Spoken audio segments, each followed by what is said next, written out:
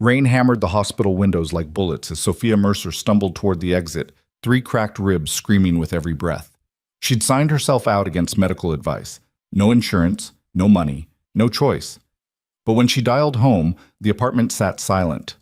Her 12-year-old daughter Lila was gone. And Sophia knew exactly where she'd run, straight to the Bellucci estate, the fortress mansion where Sophia had scrubbed floors invisibly for 5 years, owned by the most feared man in New York's criminal underworld, Dante Bellucci. When Sophia arrived half-conscious at his door, she found Lila wrapped in cashmere blankets in Dante's private kitchen, bruises vivid on her small wrists from trying to shield her mother during another beating. Dante stood beside the child, cold and immaculate, a hurricane in tailored wool. The moment he saw Sophia's battered face, something inside him shattered.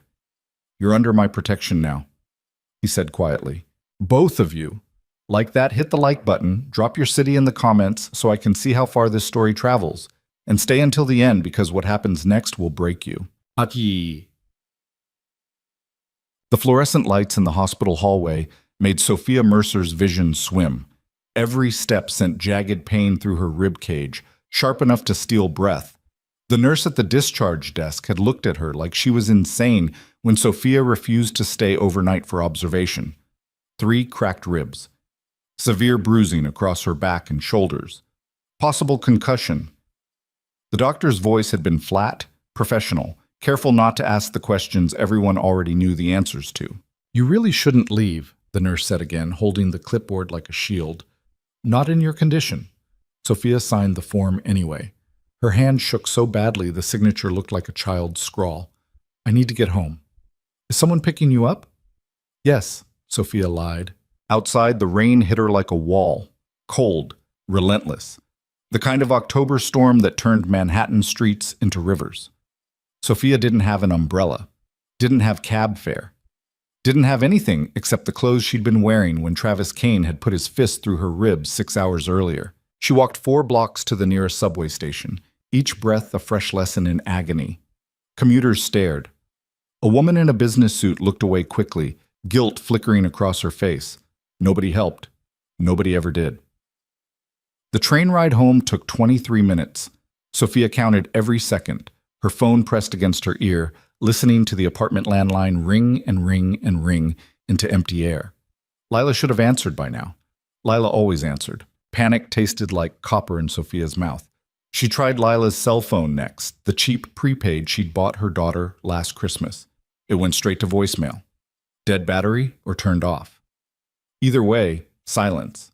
The train lurched. Sophia's ribs screamed. She bit down on her sleeve to keep from making noise. When she finally reached the apartment building in Washington Heights, the stairs felt like mountains.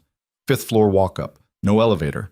By the 3rd landing, Sophia was crying from the pain, gripping the railing with both hands, pulling herself upward step by step. The apartment door was unlocked. That was the first wrong thing. Sophia always locked the door. Always. Even when she ran out to grab milk.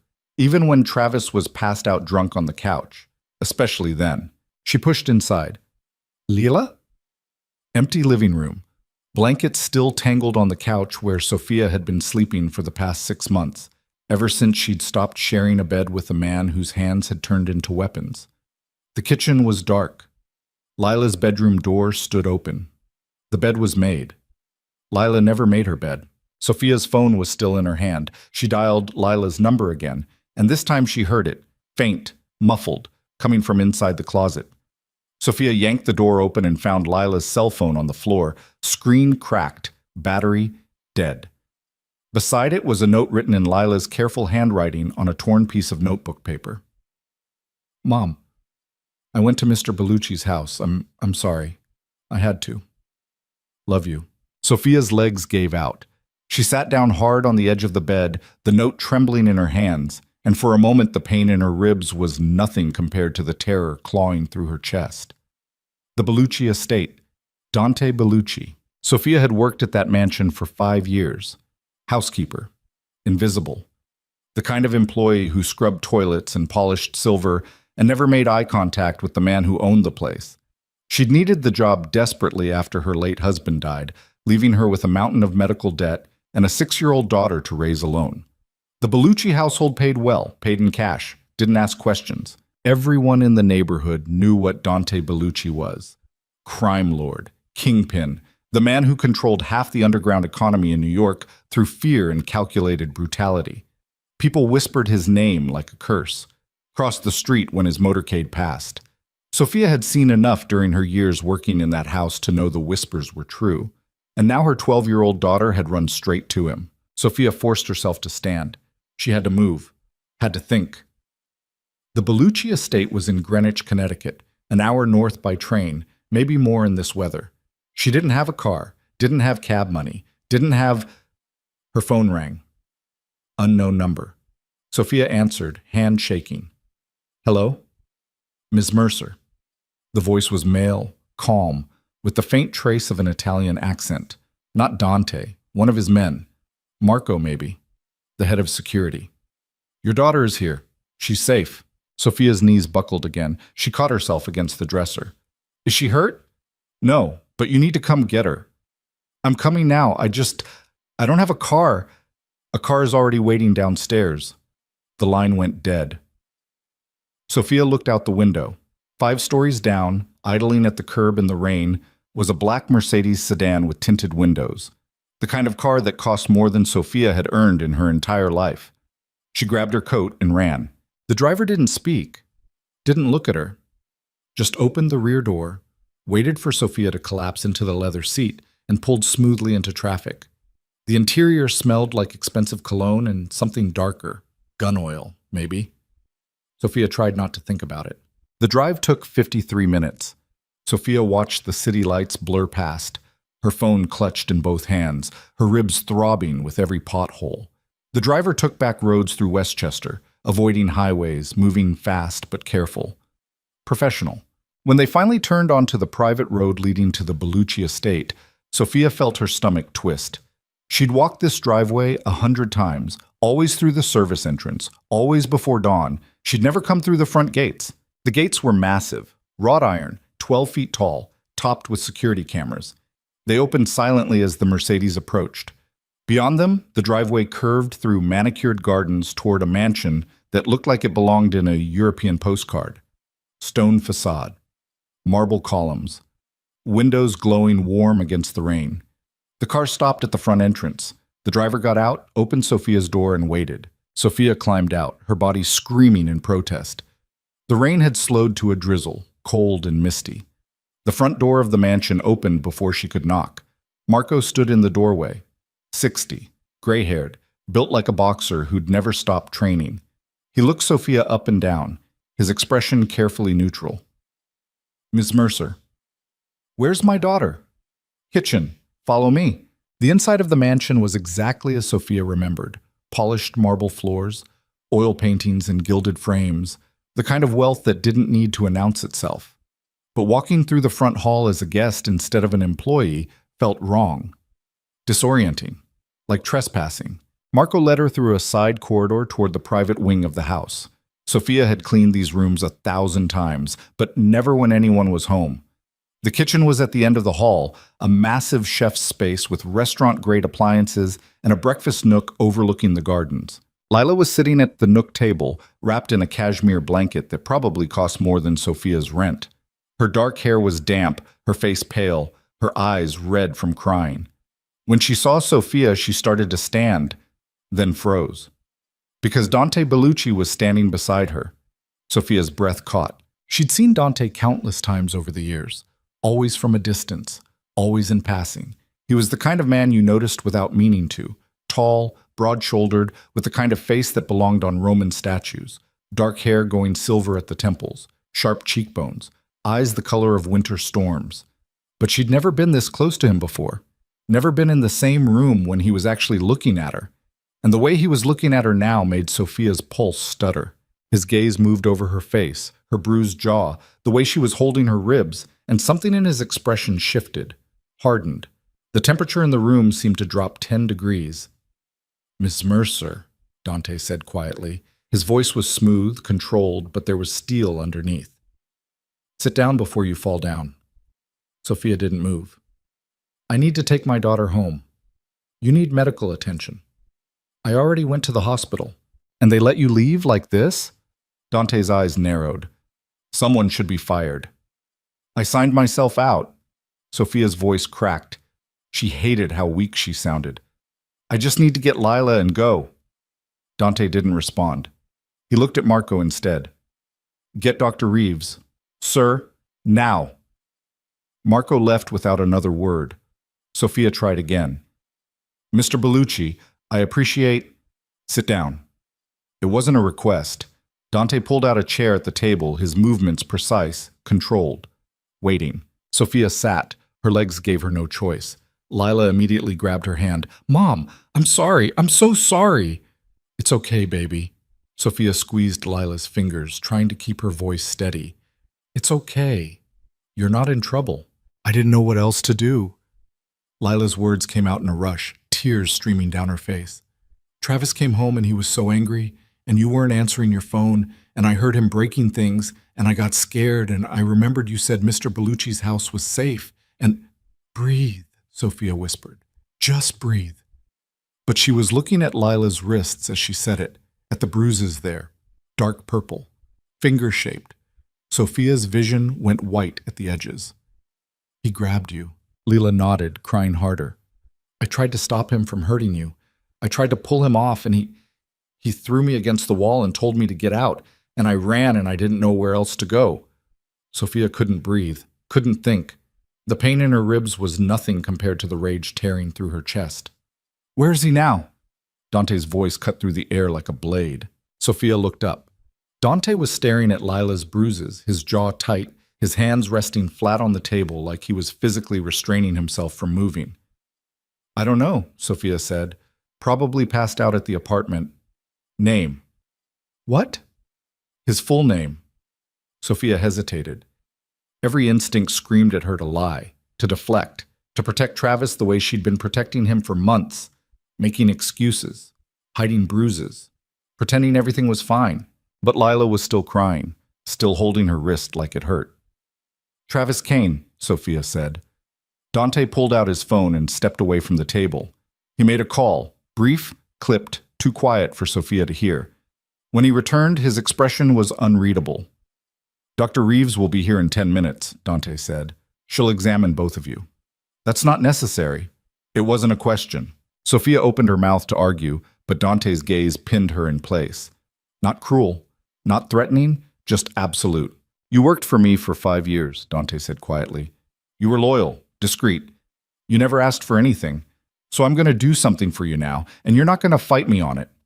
He glanced at Lila, then back at Sophia. You and your daughter are staying here tonight.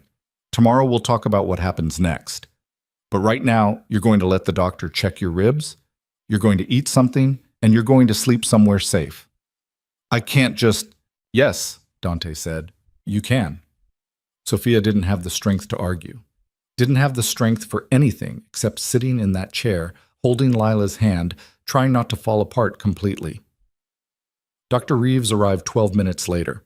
A sharp-eyed woman in her 50s with a medical bag and no patience for nonsense. She examined Sophia first, confirmed the cracked ribs, rewrapped them properly, gave her prescription-strength painkillers and strict orders to rest. Then she turned to Lila. The bruises on Lila's wrists were bad but not broken. Dr. Reeves documented everything with photographs, her face carefully neutral, and left a written report with Dante before she left. By the time the exam was over, Sophia could barely keep her eyes open. The adrenaline was wearing off, leaving nothing but exhaustion and pain.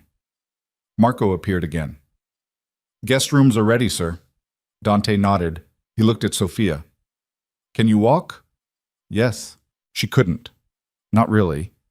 But she tried anyway, forcing herself to stand, and immediately her vision tilted sideways. Dante caught her before she hit the floor. His hands were steady, careful, supporting her weight without jarring her ribs. Sophia's face ended up pressed against his chest, and for one disorienting second all she could register was the scent of expensive fabric and the solid warmth of him. I've got you, Dante said quietly. Sophia wanted to argue, wanted to push away, wanted to be strong enough to stand on her own. But she wasn't, so she let him help her. Marco led the way upstairs. The guest wing was on the second floor, down a hallway lined with more oil paintings and antique furniture. He opened a door to a bedroom that looked like something out of a luxury hotel. King-sized bed, fireplace, ensuite bathroom with a soaking tub. "Your daughter's room is next door," Marco said, connected through the bathroom. Lila was already being led inside by one of the house staff, a middle-aged woman Sophia vaguely recognized from her years working here. Kind face, gentle voice. She was showing Lila the bed, the closet full of extra blankets, asking if she needed anything. Sophia wanted to follow, wanted to tuck Lila in herself, but her body was shutting down, ribs screaming, head swimming. Dante guided her to the bed. "Lie down." Sophia obeyed. The mattress felt like a cloud. She closed her eyes and heard Dante moving around the room, adjusting the thermostat, pulling curtains closed, setting a glass of water on the nightstand. "If you need anything," Dante said, "there's a phone on the desk. Dial 9. Someone will answer." Sophia opened her eyes. Dante was standing near the door, silhouetted against the hallway light, watching her with an expression she couldn't read. "Why are you helping us?" Sophia whispered. Dante was quiet for a long moment, then, "Because no one helped me when I needed it." He left before Sophia could respond. She lay in the dark, listening to the rain against the windows, and tried to make sense of everything that had just happened, tried to plan what came next, tried to think. But exhaustion dragged her under before she could finish a single thought. Suspense. Sophia woke to sunlight streaming through unfamiliar windows and a moment of pure panic before she remembered where she was. The Bellucci estate. She sat up too fast. Her ribs punished her immediately, sending sharp pain through her chest. The prescription bottle Dr. Reeves had left was on the nightstand. Sophia dry swallowed 2 pills and forced herself to breathe slowly until the pain dulled to something manageable. The clock on the wall read 9:47 a.m. Sophia never slept past 6. She stumbled to the bathroom, marble tile, heated floors, a shower with 6 different heads, and found a note taped to the mirror in elegant handwriting. "Fresh clothes in the closet.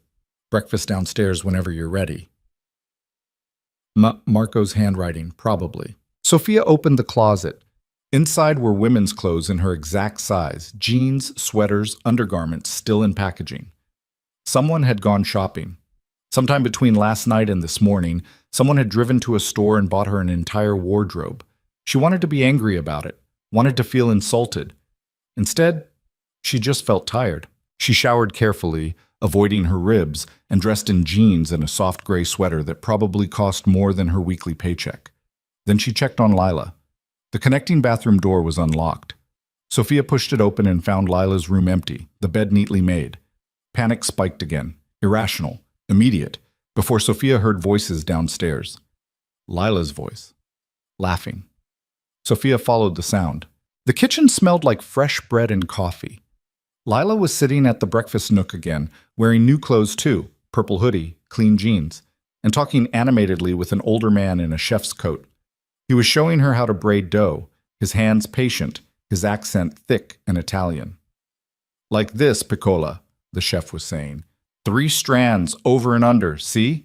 Lila tried, her tongue poking out in concentration. "It keeps falling apart. That's how you learn. Try again." Sophia stood in the doorway, watching, her chest tight with something that wasn't pain. Lila looked happy. When was the last time Sophia had seen her daughter look happy? The chef noticed her first. "Ah, Ms. Mercer, good morning. Sit, sit. I'll bring coffee." "I can get it. Sit." Apparently everyone in this house had the same approach to giving orders. Sophia sat. The chef, Antonio, she remembered his name now, poured her a cup of coffee in a delicate porcelain mug and set it in front of her with a basket of fresh pastries. "You need to eat," Antonio said firmly. "Doctor's orders." "Dr. Reeves said that?" "I said that. I'm a doctor of food." Lila giggled. Sophia picked up a croissant. Still warm, flaky, and buttery, and better than anything she'd tasted in months. She ate it slowly, watching Lila work on her bread braid, and tried not to think about what happened next. Tried not to think about the apartment in Washington Heights. About Travis. About... "Good morning." Sophia turned. Dante stood in the kitchen doorway, dressed in charcoal slacks and a white dress shirt, looking like he'd already been awake for hours. Probably had been. Men like him didn't sleep late. "Morning," Sophia said carefully. Dante's gaze moved over her face, checking for what? Pain? Fear? Sophia didn't know. He looked at Lila next. How's the braid coming? Terrible, Lila admitted. She's lying, Antonio said. She's a natural. Dante almost smiled. Almost. Finish up. We need to talk. He meant Sophia. She knew that. She set down her coffee and stood, ignoring the way her ribs protested. Lila can stay with Antonio, Dante added, reading her mind. Sophia nodded. She followed Dante out of the kitchen, down another hallway, into a room she'd only ever seen from the outside. His private study. It was exactly what she'd expected. Dark wood paneling, floor-to-ceiling bookshelves, a massive desk that looked like it weighed 1,000 pounds, leather chairs, a fireplace with a portrait above it, some long-dead Bellucci ancestor glaring down at the room. Dante closed the door behind them. Sit, he said. Sophia sat. Dante didn't. He stood near the window, hands in his pockets, looking out at the gardens, silent for a long moment. Then, Travis Kane has a record, 2 prior domestic violence arrests, both charges dropped because the victims refused to testify. He's been fired from 4 jobs in the past 3 years. He owes $63,000 to 3 separate loan sharks, all with interest compounding daily. Sophia's stomach dropped. How do you... I had someone look into him last night. Dante turned to face her. He's dangerous, unstable, and the men he owes money to are getting impatient. That's not my problem anymore. It is if he comes after you to solve it. Sophia wanted to argue. Wanted to say Travis wouldn't do that. But she couldn't. Because he would. He'd already hit her for money. Already screamed at her for not having enough. Already... I can protect you, Dante said quietly.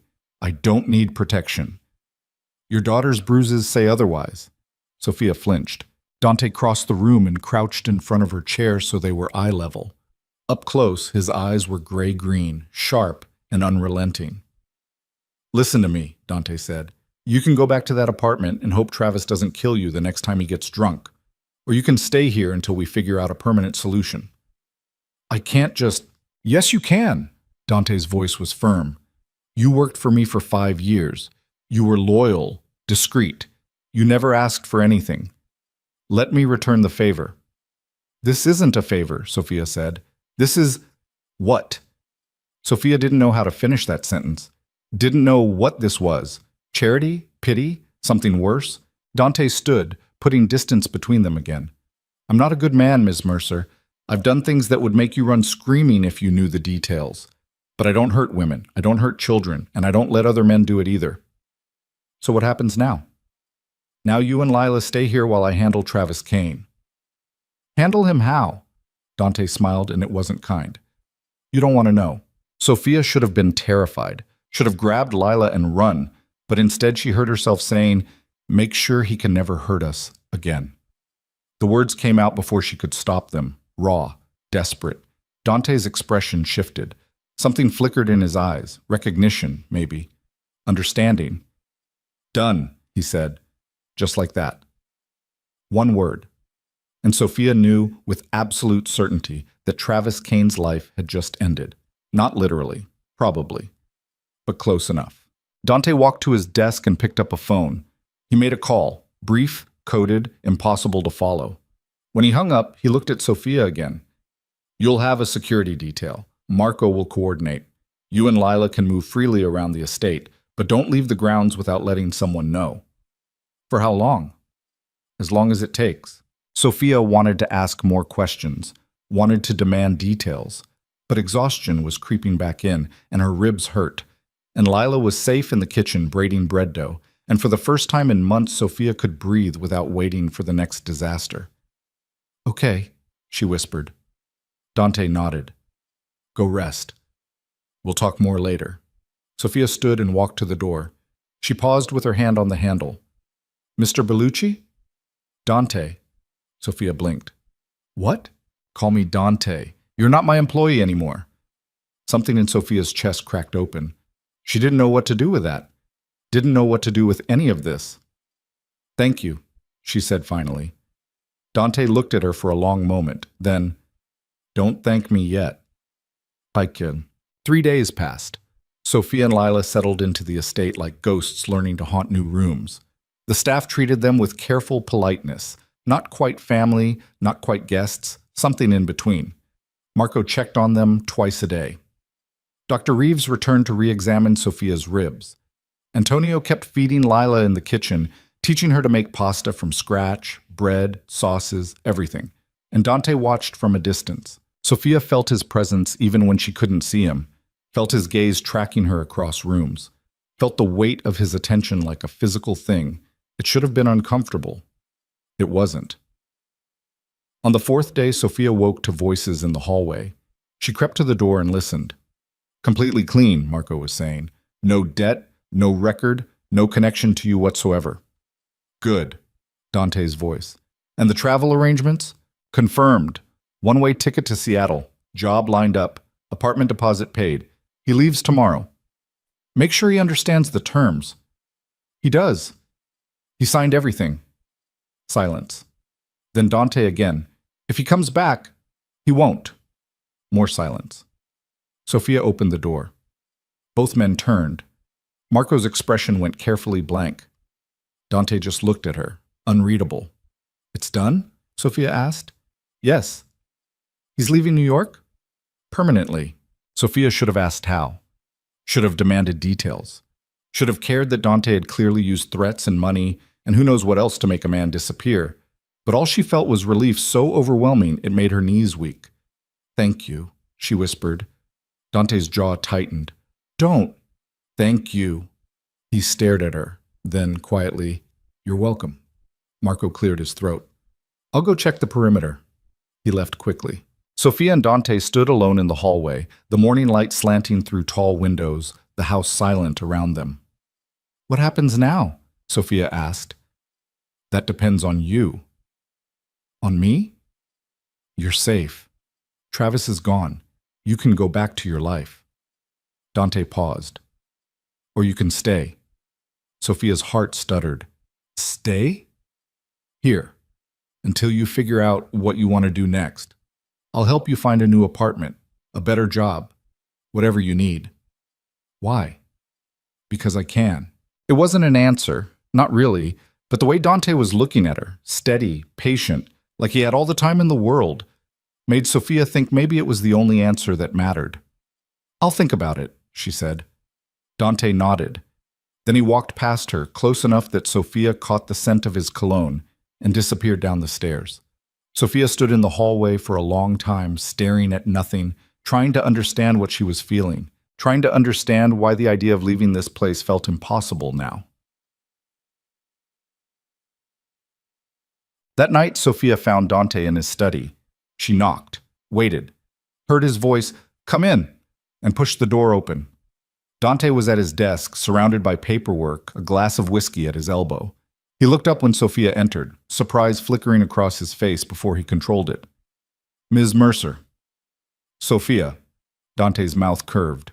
Almost a smile. Sophia. She closed the door behind her and stood awkwardly near the bookshelves, trying to figure out how to say what she'd come here to say.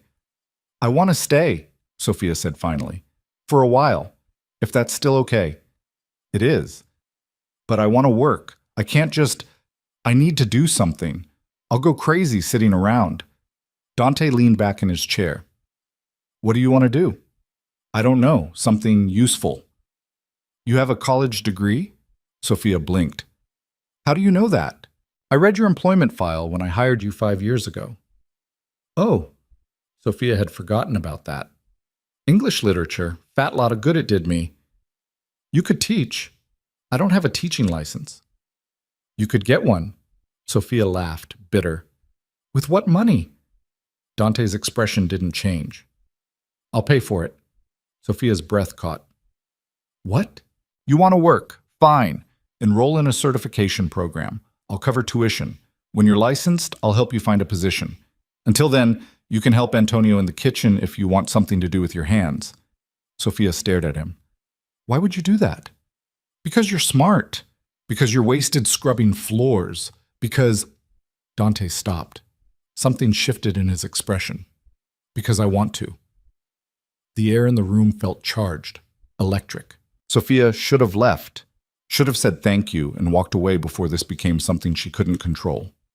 Instead, she stayed. Okay, she whispered. Dante's eyes darkened. Okay. They looked at each other across the study, the fireplace crackling between them, and Sophia felt something dangerous begin to take root in her chest. Something that felt like hope, something that felt like desire, something that was going to destroy her if she wasn't careful. But she stayed anyway. The first week passed like a fever dream. Sophia enrolled in an online teaching certification program using the laptop Dante had someone deliver to her room, brand new, still in the box, with a note that said, "Only you'll need this." She spent mornings studying curriculum theory and pedagogy while Lila attended the private school on the estate grounds, a small academy Dante apparently funded for the children of his staff, though Sophia suspected most of those staff were actually the families of men who worked in less legal capacities. She didn't ask, didn't want to know. Afternoons, she helped Antonio in the kitchen, learned to make fresh pasta by hand, learned the difference between a sofrito and a battuto, learned that Antonio had worked for the Bellucci family for 37 years, and remembered when Dante was an angry teenager who broke his knuckles punching walls. He was feral back then, Antonio said one afternoon, rolling out dough with practiced efficiency. His father, Dio mio, that man was a monster, beat the boy bloody for every mistake, every perceived weakness. Sophia's hand stilled on the ravioli she was shaping. His father did that? Until Dante was old enough to fight back. Antonio's mouth pressed into a grim line. Then the old man had an accident, fell down the stairs, broke his neck. An accident. Antonio met her eyes. That's what the coroner said. Sophia looked down at the pasta dough, her stomach churning. She thought about Dante crouching in front of her chair, his voice steady and sure. "I'm not a good man, Miss Mercer. I've done things that would make you run screaming if you knew the details." She should have been horrified. She wasn't, because she understood, in a way that made her chest ache, what it felt like to want someone dead, to imagine it, to crave it with such intensity that it stopped feeling like a sin and started feeling like survival. She'd thought it about Travis more times than she could count. "Why are you telling me this?" Sophia asked quietly. Antonio shrugged. "Because you look at him like you're trying to figure out if he's dangerous. And the answer is yes. But not to you." "How do you know?" "Because I've seen him kill men with his bare hands, and I've seen him sit on the floor playing cards with your daughter. Those are not the same person. With you two..." Antonio paused, choosing his words carefully. "He's trying to be someone different." Sophia didn't know what to do with that information. Didn't know how to feel about the fact that a man who'd probably murdered his own father was teaching Lila chess in the evenings and asking if she needed help with her math homework. So she did what she'd always done when things got too complicated. She focused on the work in front of her and tried not to think. But thinking was impossible when Dante was everywhere, not hovering, not controlling, just present, in ways that made Sophia's pulse stutter every time she turned around. He appeared in the kitchen while she was cooking, leaning against the counter with a glass of wine, asking about her certification coursework.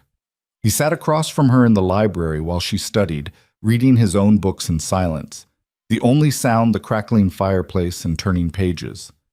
He walked the gardens with her and Lila after dinner, hands in his pockets, listening to Lila chatter about her day without interrupting. And he looked at Sophia like she was the only person in the room, every time. It was maddening. 2 weeks in, Sophia woke at 2 a.m. to the sound of raised voices downstairs. Male voices. Angry. She pulled on her robe and crept to the top of the stairs, her ribs still tender but healing. The voices were coming from Dante's study. "Cannot be serious right now." That was Marco, his calm veneer cracked. "I'm completely serious." Dante's voice, cold, final. "She's a civilian. She has a child. This is insanity. This is my decision. Your father would never, My father," Dante said, each word sharp as a blade, "is dead. I'm not him. I will never be him. And if you can't accept that, there's the door." Silence. Then Marco, quieter.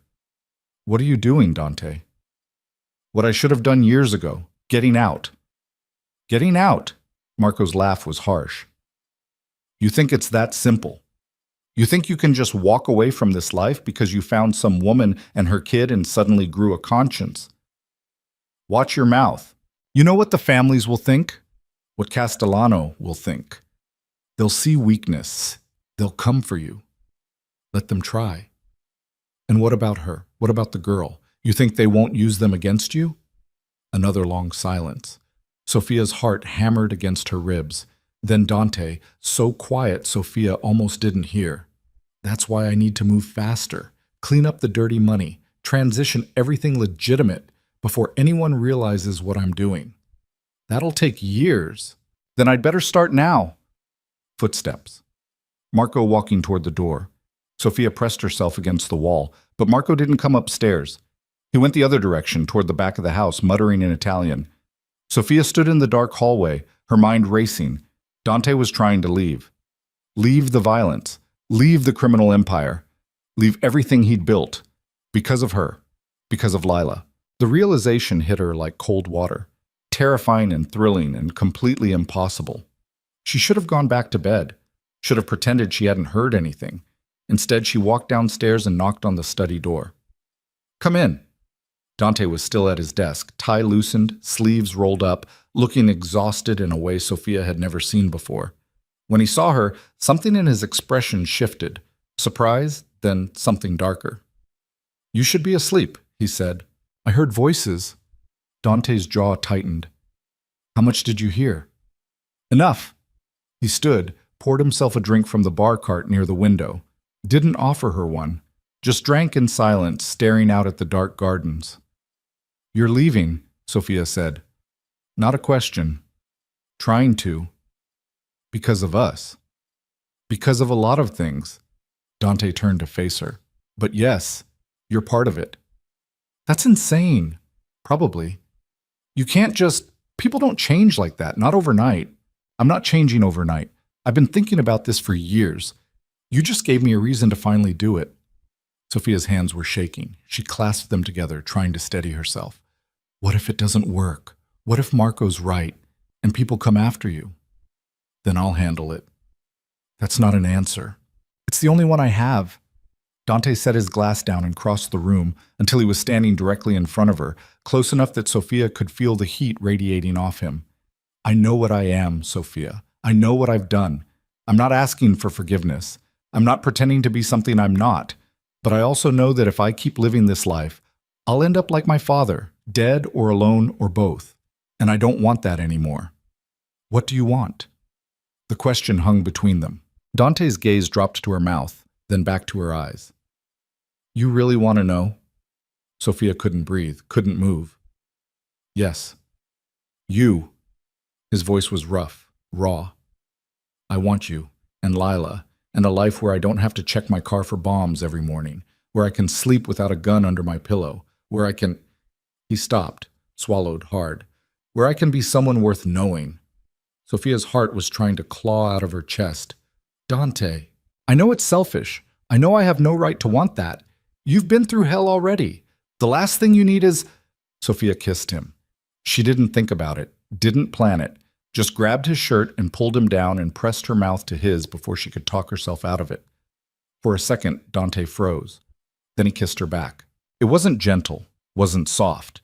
It was desperate and messy, and tasted like whiskey and years of wanting things they couldn't have. Dante's hands came up to frame her face, careful of her still healing ribs, and Sophia made a sound she didn't recognize, half sob, half gasp. When they finally broke apart, both breathing hard, Dante rested his forehead against hers. This is a terrible idea, he whispered. I know. You should run, take Lila and disappear and never look back. I know. So why aren't you? Sophia pulled back enough to meet his eyes. Because I'm tired of running, because Lila's happy here, because... Her voice cracked. Because when I look at you, I don't see a monster. I see someone who's trying, and maybe that's stupid. Maybe I'm fooling myself, but I don't care anymore. Dante's thumb brushed across her cheekbone. You're not fooling yourself. Then prove it. How? Keep trying, keep getting out, and let me help. Sophia, I'm not fragile, Dante. I'm not some damsel who needs protecting from the truth. I've lived through hell. I can handle whatever comes next, but I need you to stop treating me like I'm made of glass.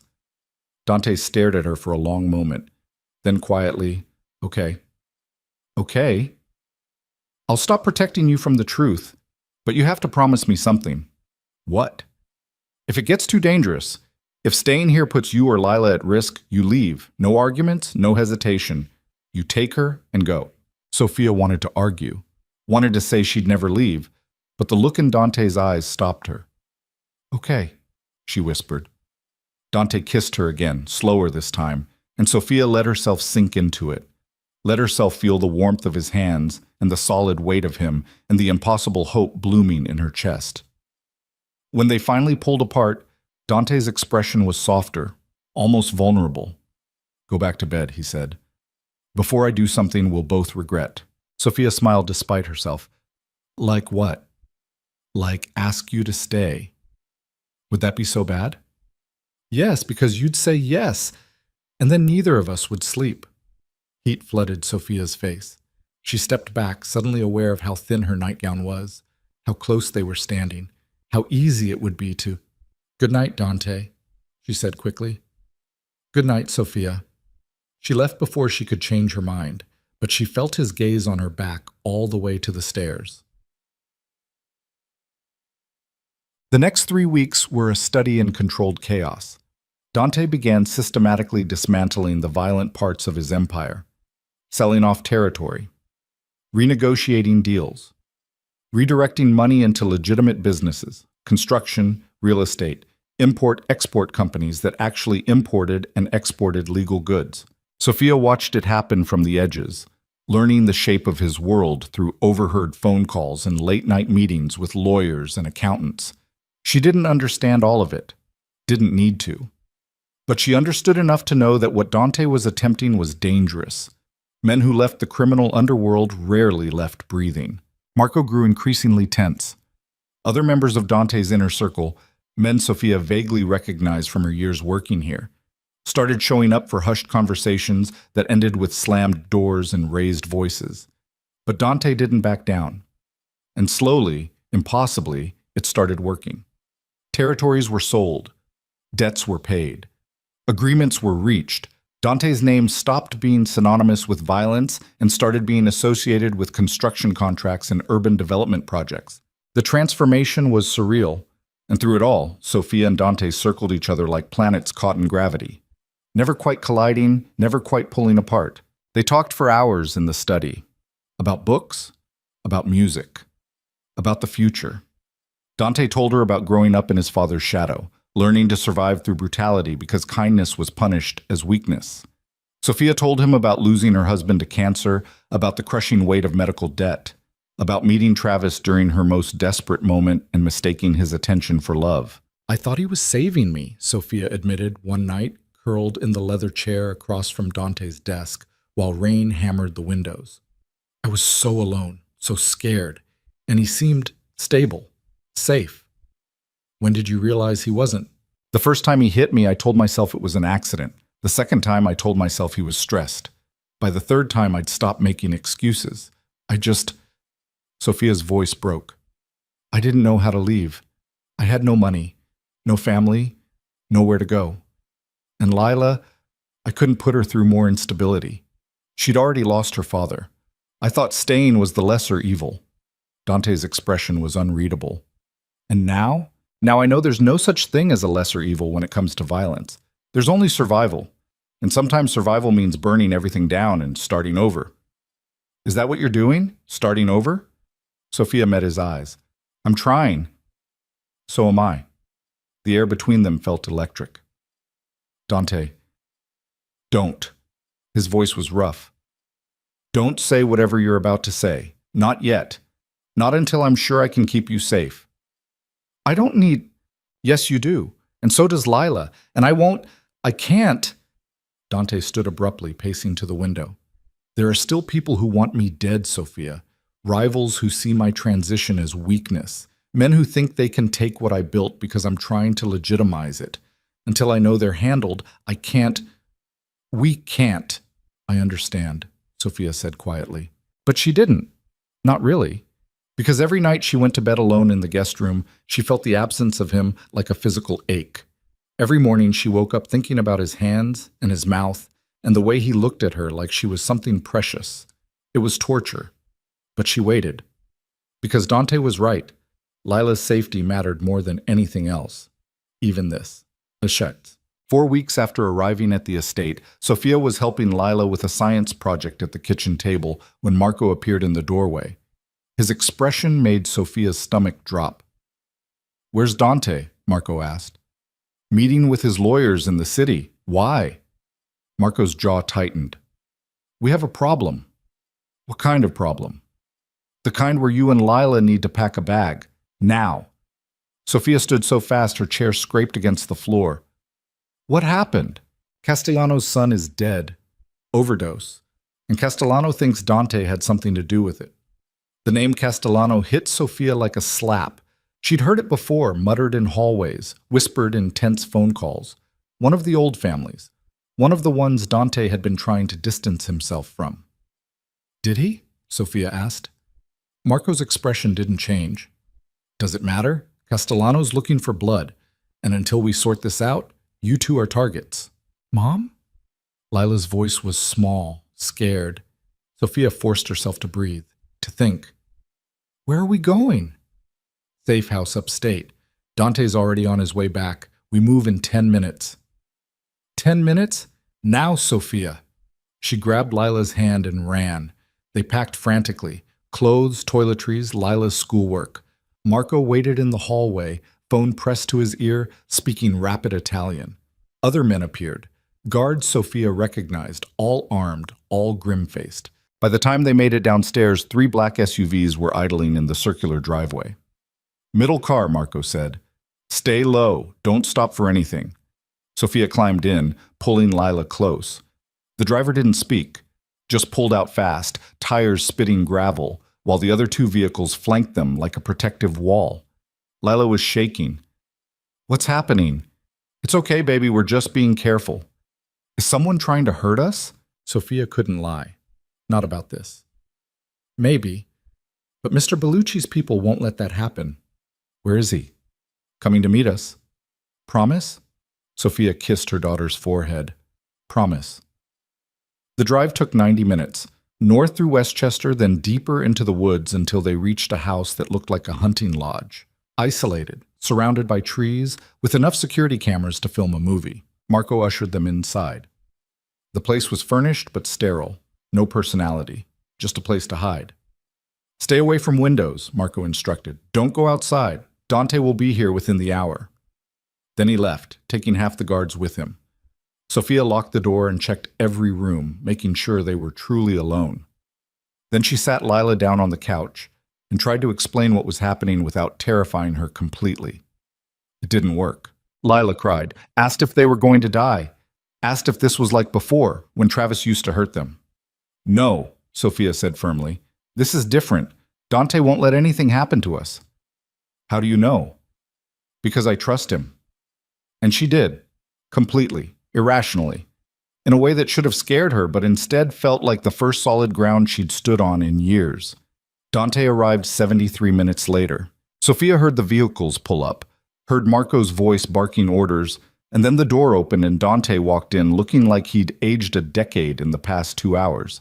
His gaze found Sophia immediately. "You okay?" "Fine. Lila's upstairs." Dante nodded. He looked at the guards. "Perimeter check. Now." They scattered. The moment they were alone, Dante crossed the room and pulled Sophia into his arms. She went rigid with surprise before melting against him, her face pressed to his chest, his heartbeat steady beneath her ear. "I'm sorry," Dante said quietly. "I'm so sorry. This wasn't supposed to happen." "It's not your fault." "It is. Castellano's retaliating because I cut ties with his operation last month. He's using his son's death as an excuse." "Did you?" "No. The kid OD'd on his own. But Castellano doesn't care about the truth. He cares about power. And he thinks going after you will force me back into line." Sophia pulled back to look at him. "Will it?" Dante's expression hardened. "No. It'll make me bury him." The cold certainty in his voice should have horrified her. It didn't. Because Sophia was done pretending violence didn't sometimes solve problems. Done pretending the world was fair or kind. Done believing that being good was enough to keep you safe. "What do we do now?" she asked. "We wait. I've got people tracking Castellano's movements. Once I know where he is, I'll handle it." "Handle it how?" Dante's gaze didn't waver. "Do you really want details?" Sophia thought about it. About Lila upstairs terrified and crying. About the fact that they were hiding in a safe house because some violent man wanted to use them as leverage. "No," she said finally. "I just want it over." "It will be. I promise." He kissed her forehead, and Sophia closed her eyes, breathing him in, trying to memorize this moment, the calm before whatever storm was coming. Behind them, footsteps on the stairs. "Mom?" Lila's voice, shaky and small. Sophia turned. Lila stood on the bottom step, her face blotchy from crying, and when she saw Dante, her expression crumpled completely. "I'm scared," Lila whispered. Dante crouched down, eye level with her. "I know, but you're safe here. I won't let anyone hurt you, either of you, I promise." "You promise?" "I promise." Lila threw her arms around his neck. Dante froze for half a second, surprise flickering across his face, before his arms came up to hold her carefully, like she was made of glass. And watching them, Sophia felt something crack open inside her chest. Not fear, not doubt. Something worse. Love. She was in love with Dante Bellucci.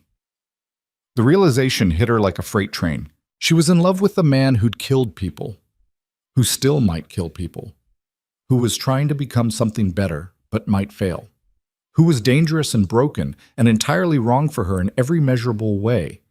And she didn't care, because he was holding her daughter like she mattered, like she was worth protecting, like he'd burned the whole world down before he let anyone hurt her. And Sophia had never wanted anything more than she wanted this. Wanted him. Wanted the impossible future he was trying to build, even if it killed them both. What? 3 days in the safe house. 3 days of waiting while Dante coordinated with Marco and his remaining loyal men, tracking Castellano's movements, building a case, legal and otherwise, that would end this permanently. Sophia tried to keep things normal for Lila. They did schoolwork, watched movies on the laptop, played cards. But the tension was suffocating. On the third night, after Lila finally fell asleep, Sophia found Dante on the back porch, smoking a cigarette he'd bummed off one of the guards. "I didn't know you smoked," Sophia said. "I don't. Quit 10 years ago." Dante took another drag, his expression distant. "Old habits." Sophia sat beside him on the porch steps. The forest stretched out around them, dark and endless. "Talk to me," she said. "About what?" "Whatever's making you look like that." Dante was quiet for a long time. Then, "Castellano's hiding, using his family's connections to stay off the grid. But he's getting sloppy, desperate. Marco thinks he'll make a move soon." "What kind of move?" "The violent kind." Sophia's stomach clenched. "Against you?" "Against anyone he thinks I care about." Dante's jaw tightened. "He doesn't know about you yet. Doesn't know about Lila, but he will. And when he does, you'll handle it." "What if I can't?" The question hung in the air. Sophia reached over and took the cigarette from his hand. She stubbed it out against the porch railing. "Then we handle it together." Dante looked at her, really looked at her. "You mean that?" "Yes. You'd stay, even knowing what's coming." "I already told you, I'm tired of running." "This isn't running. This is survival." "No." Sophia's voice was firm. "Survival is what I did with Travis, enduring, waiting for it to end. This is different. This is choosing to fight. You don't have to—" "I want to." Sophia grabbed his hand, lacing their fingers together. "I want to fight for this. For you. For the life you're trying to build. Because it's worth it. You're worth it." Dante's expression shattered. He pulled her close, kissing her hard, and Sophia kissed him back with everything she had, all the fear and hope and desperate love she'd been holding inside.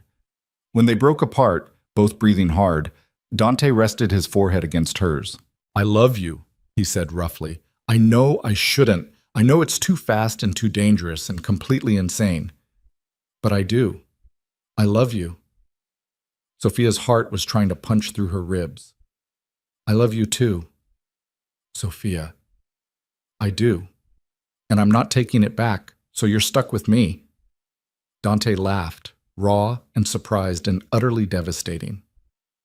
Okay. Okay? Okay. He kissed her again, softer this time. But after this is over, after Castellanos handled, we're doing this right. No more hiding, no more waiting. I'm going to marry you. Sophia's breath caught. Dante, I mean it. You and Lila, my family, the only thing that matters anymore. Tears burned Sophia's eyes. You haven't even asked. I'm not asking. I'm telling you what's going to happen. Dante's thumb brushed across her cheek. Unless you're planning to say no, I'm not. Good. They sat together on the porch in the dark, holding each other, and for a few stolen moments Sophia let herself believe it was possible, that they could have this, that love could survive violence, that broken people could build something whole. Then her phone buzzed. Marco's name on the screen. Dante answered. Talk. Sophia couldn't hear Marco's side of the conversation, but she watched Dante's expression shift, shock, then fury, then something colder. When? Dante's voice was clipped. Pause. How many? Pause. Lock it down. I'm coming back. He hung up. Sophia's stomach dropped. What happened? Castellano's men hit the estate. Dante stood, already moving. They didn't get past the gates, but they left a message. What kind of message? Dante's expression was murderous. They know about you, about Lila, and Castellano wants a meeting. A meeting for what? To negotiate my surrender. Dante's laugh was harsh. He thinks if he threatens you, I'll give him back the territory I took, the money I redirected, everything. Sophia's hands were shaking. Will you? Dante looked at her like she'd stabbed him. No, he said quietly, but I will kill him. Dante, this ends tomorrow. One way or another. He cupped her face in his hands, his gaze intense. But I need you to promise me something. What? If this goes wrong, if I don't come back, you take Lila and run. Marco will give you money, new identities, everything you need to disappear. I'm not leaving you. Promise me, Sophia. She wanted to argue, wanted to fight, but the look in his eyes stopped her. I promise, she whispered. Dante kissed her one last time, deep and desperate and final. Then he was gone, and Sophia stood alone on the porch, watching the taillights disappear into the forest, wondering if she'd just said goodbye to the only man she'd ever truly loved, wondering if she'd ever see him again, wondering if this was how her story ended, not with safety, not with peace, but with blood. Sophia didn't sleep. She sat in the darkened living room of the safe house, phone clutched in her hand, watching the minutes crawl past on the clock above the fireplace. 3 a.m. became 4. 4 became 5.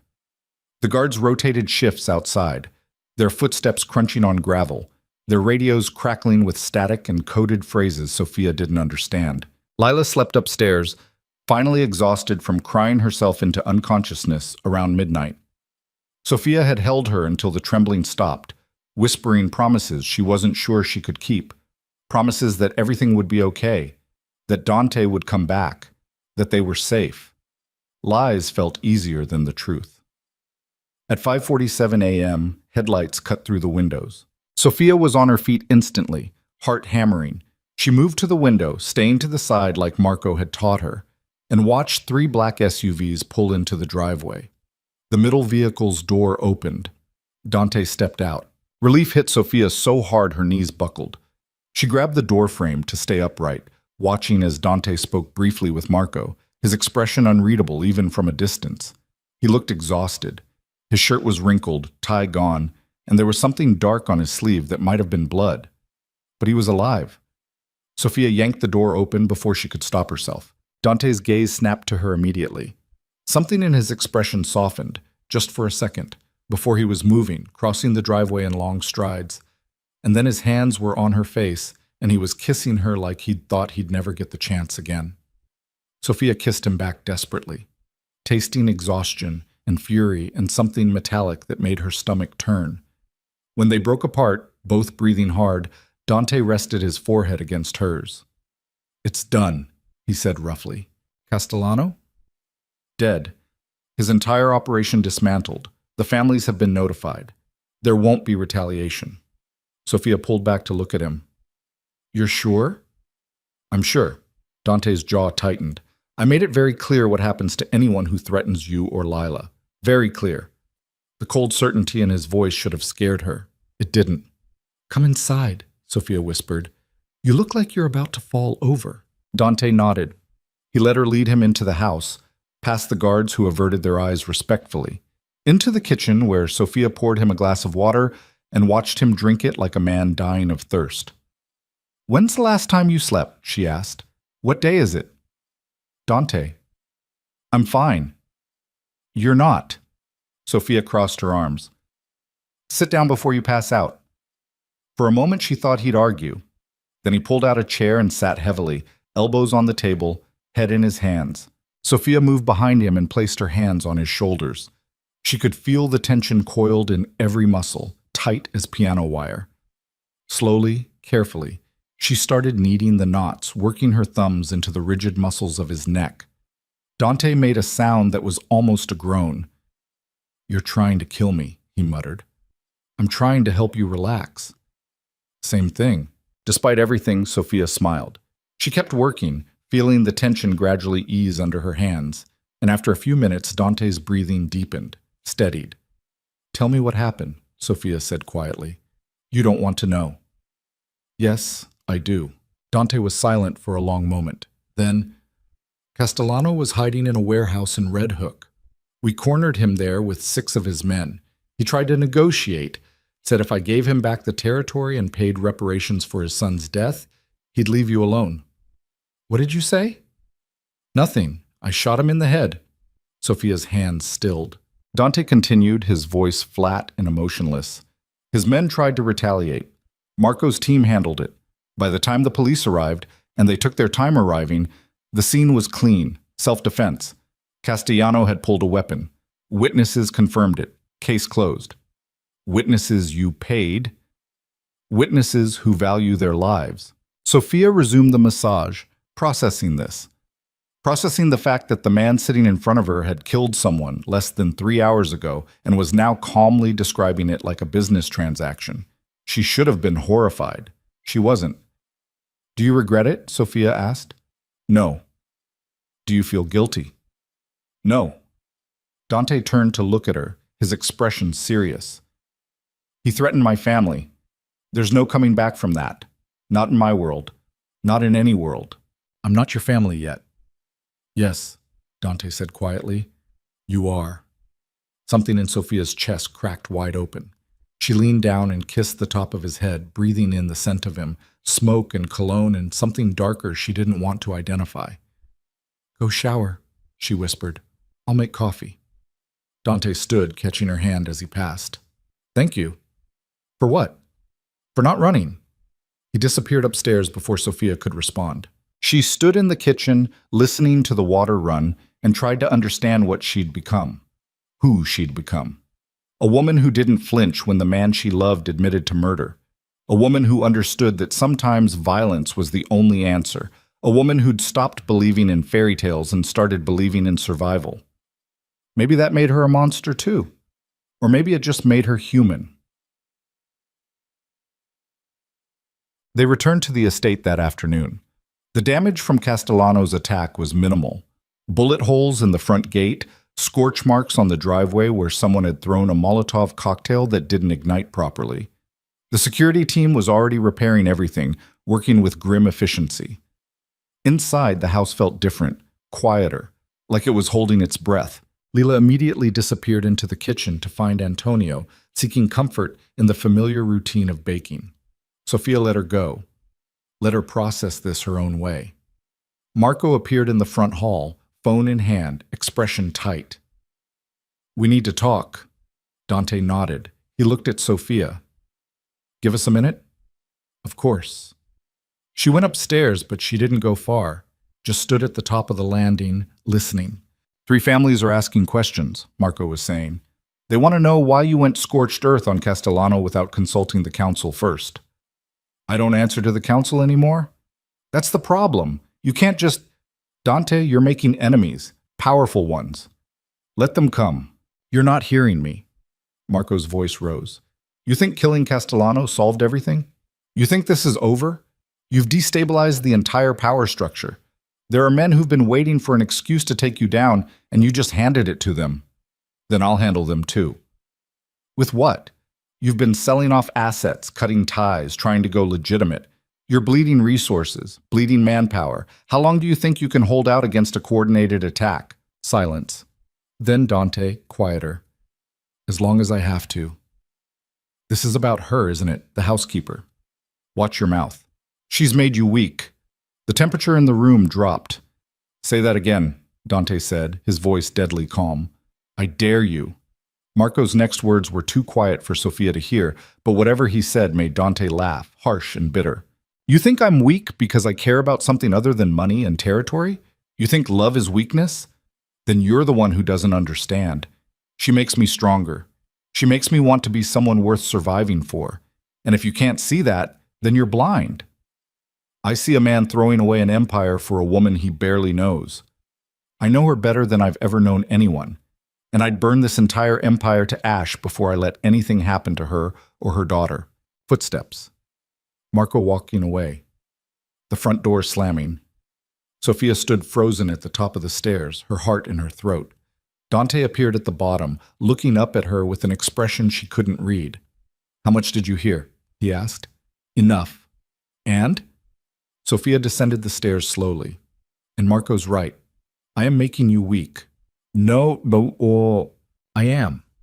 You're losing allies because of me. Losing power.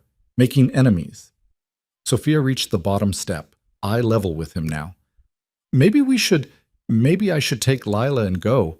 Find an apartment. Start over somewhere else. Give you space to... No. Dante. No. He grabbed her hands, his grip almost desperate. You're not leaving. I don't care what Marco thinks. I don't care what the families think. I don't care about any of it. You and Lila, you're the only thing that matters. But if staying puts you in danger, I've been in danger my entire life. That's nothing new. What's new is having something worth protecting, someone worth changing for. Dante's voice cracked. Don't take that away from me, please. Sophia's vision blurred with tears. I'm scared. So am I. What if we can't do this? What if it's too much? Then we'll fail together, but we'll fail trying. Dante pulled her close, wrapping his arms around her. I need you to trust me. Can you do that? Sophia pressed her face against his chest, listening to his heartbeat, and made a choice. Yes, she whispered.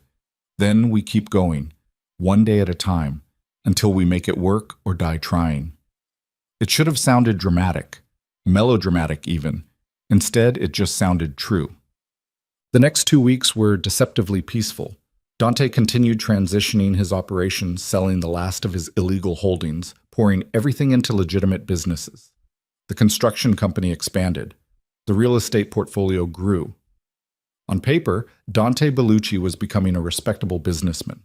In reality, the vultures were circling. Sophia felt it in the tension that permeated the estate, in the increase in security, in the way Dante's phone never stopped ringing with calls from men whose names she didn't recognize, but whose voices carried weight. Marco stopped coming around. That was the first sign something was wrong. Where is he? Sophia asked one night over dinner. Dante's expression didn't change. Handling some business in the city. What kind of business? The kind you don't need to worry about. Dante, he set down his fork. Marco and I had a disagreement about the direction of certain operations.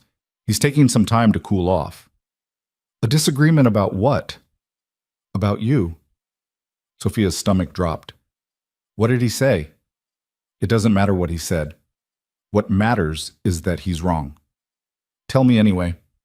Dante was quiet for a long moment. Then, he thinks you're a liability, that keeping you here makes me vulnerable to attack, that I should send you away for your own protection.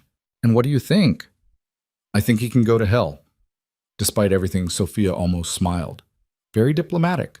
I'm done being diplomatic. I'm done pretending I can make everyone happy. Marco will come around or he won't. Either way, you stay. Across the table, Lila was pushing pasta around her plate, pretending not to listen. But Sophia saw the tension in her daughter's shoulders, the way her hands trembled slightly. This was affecting her too. That night, after Lila went to bed, Sophia found Dante in his study nursing a glass of whiskey. "We need to talk about Lila," she said. Dante looked up. "What about her?" "She's terrified. She's trying to hide it, but I can tell. The attack, Castellano, all of this. It's too much for a 12-year-old. "What do you want me to do?" "I don't know. Maybe we should consider boarding school, somewhere safe, somewhere far from me. From this." Sophia gestured at the room, the house, the life they were living. "From the violence and the danger and the constant threat." Dante set down his glass.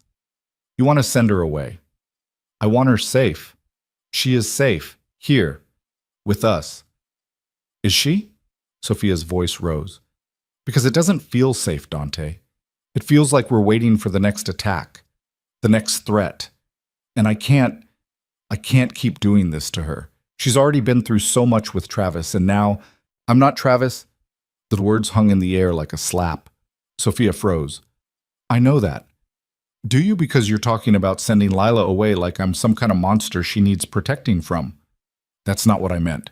"Then what did you mean?" Dante stood, his movements sharp. "Because from where I'm standing, it sounds like you're looking for an excuse to leave, to take her and run before things get worse. I'm trying to protect her." "So am I." Dante's voice echoed off the walls. "You think I don't lie awake every night wondering if I'm putting you both in danger? You think I don't know that every choice I make could get you killed? I know. I live with that knowledge every single day, but I also know that sending Lila away won't keep her safe. It'll just make her think she's not wanted." Sophia's breath caught. "That's not—" "I grew up being sent away. Shuffled between boarding schools and relatives who didn't want me because my father thought I was weak. You know what that teaches a kid? That they're disposable. That love is conditional. That the people who are supposed to protect you will abandon you the second things get hard." Tears burned Sophia's eyes. "Dante, Lila stays, you both stay, and I will do whatever it takes to keep you safe. But I can't." His voice cracked. "I can't lose you. Either of you." Sophia crossed the room and wrapped her arms around him. Dante held her like she was the only thing keeping him upright, his face buried in her hair. "I'm sorry," Sophia whispered. "I'm sorry. I wasn't trying to. I'm just scared." "I know, so am I." They stood there in the dark study, holding each other, and Sophia tried to believe that love was enough, that they could survive this, that the violence circling them would eventually dissipate. But deep down, she knew better. Deep down, she knew the worst was still coming. It came 3 days later. Sophia was in the library helping Lila with algebra when Marco appeared in the doorway. He looked terrible, pale, disheveled, like he hadn't slept in days. "We need to talk," Marco said. "All of us." Something in his tone made Sophia's blood run cold. "What happened?" "Where's Dante?" "In a meeting with his accountants." "Marco, what? Get him, now, and bring Lila." "I'm not bringing my daughter into—" "She needs to hear this too." Sophia's hands were shaking as she called Dante's cell. He answered on the second ring. "What's wrong?" "Marco's here. He says we all need to talk. He looks— Dante, something's very wrong." "I'm coming." He was there in less than 2 minutes, striding into the library with murder in his eyes. "This better be important." Marco closed the door behind him, locked it. That was when Sophia knew. Whatever was coming was bad, very bad. Marco pulled a folder from his bag and dropped it on the table. "I've been doing some digging into Castellano's operation, into the attack on the estate, into why he targeted you specifically." "And?" Dante's voice was clipped. "And I found something you're not going to like." "Just say it." Marco opened the folder. Inside were photographs, documents, bank statements. He pushed one across the table. It was a wire transfer, dated 3 weeks before Castellano's attack, $50,000. From an account Sophia didn't recognize, to Castellano's personal holding company. "What is this?" Dante asked. Marco pushed another document forward. "This is the account information for the sender." Sophia's heart stopped, because she recognized the account number. It was hers. The one Dante had opened for her when she first agreed to stay. The one he'd deposited money into for her personal expenses. That's impossible, Sophia said. I wouldn't. I know. Marco's voice was grim. Someone used your account, routed money through it to make it look like you were paying Castellano. Paying him for what? Dante's voice was dangerous. Marco pulled out another photo.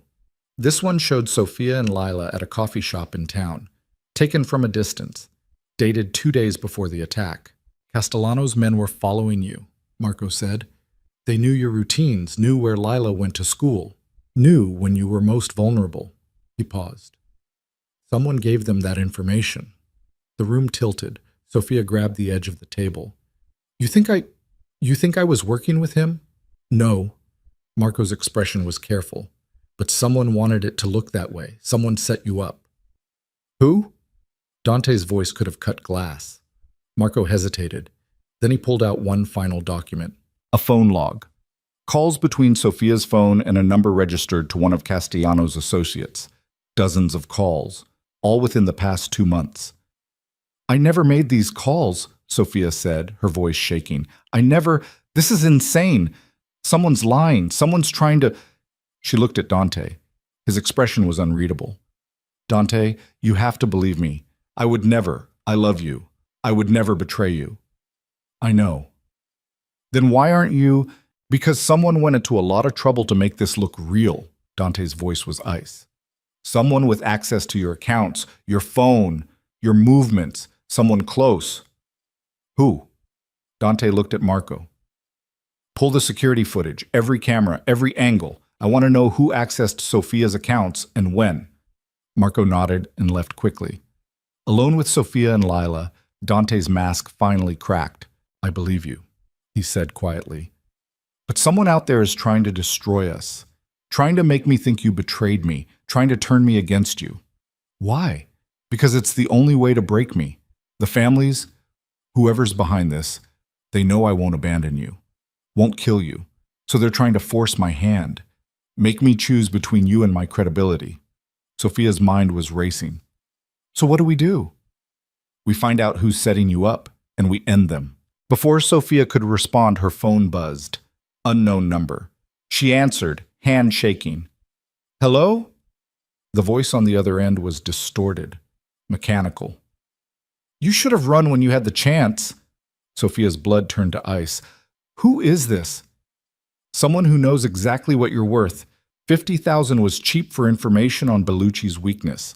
But the real payday? That comes when you're dead and he finally falls apart. The line went dead. Sophia dropped the phone. Dante picked it up, looked at the screen, and immediately started dialing.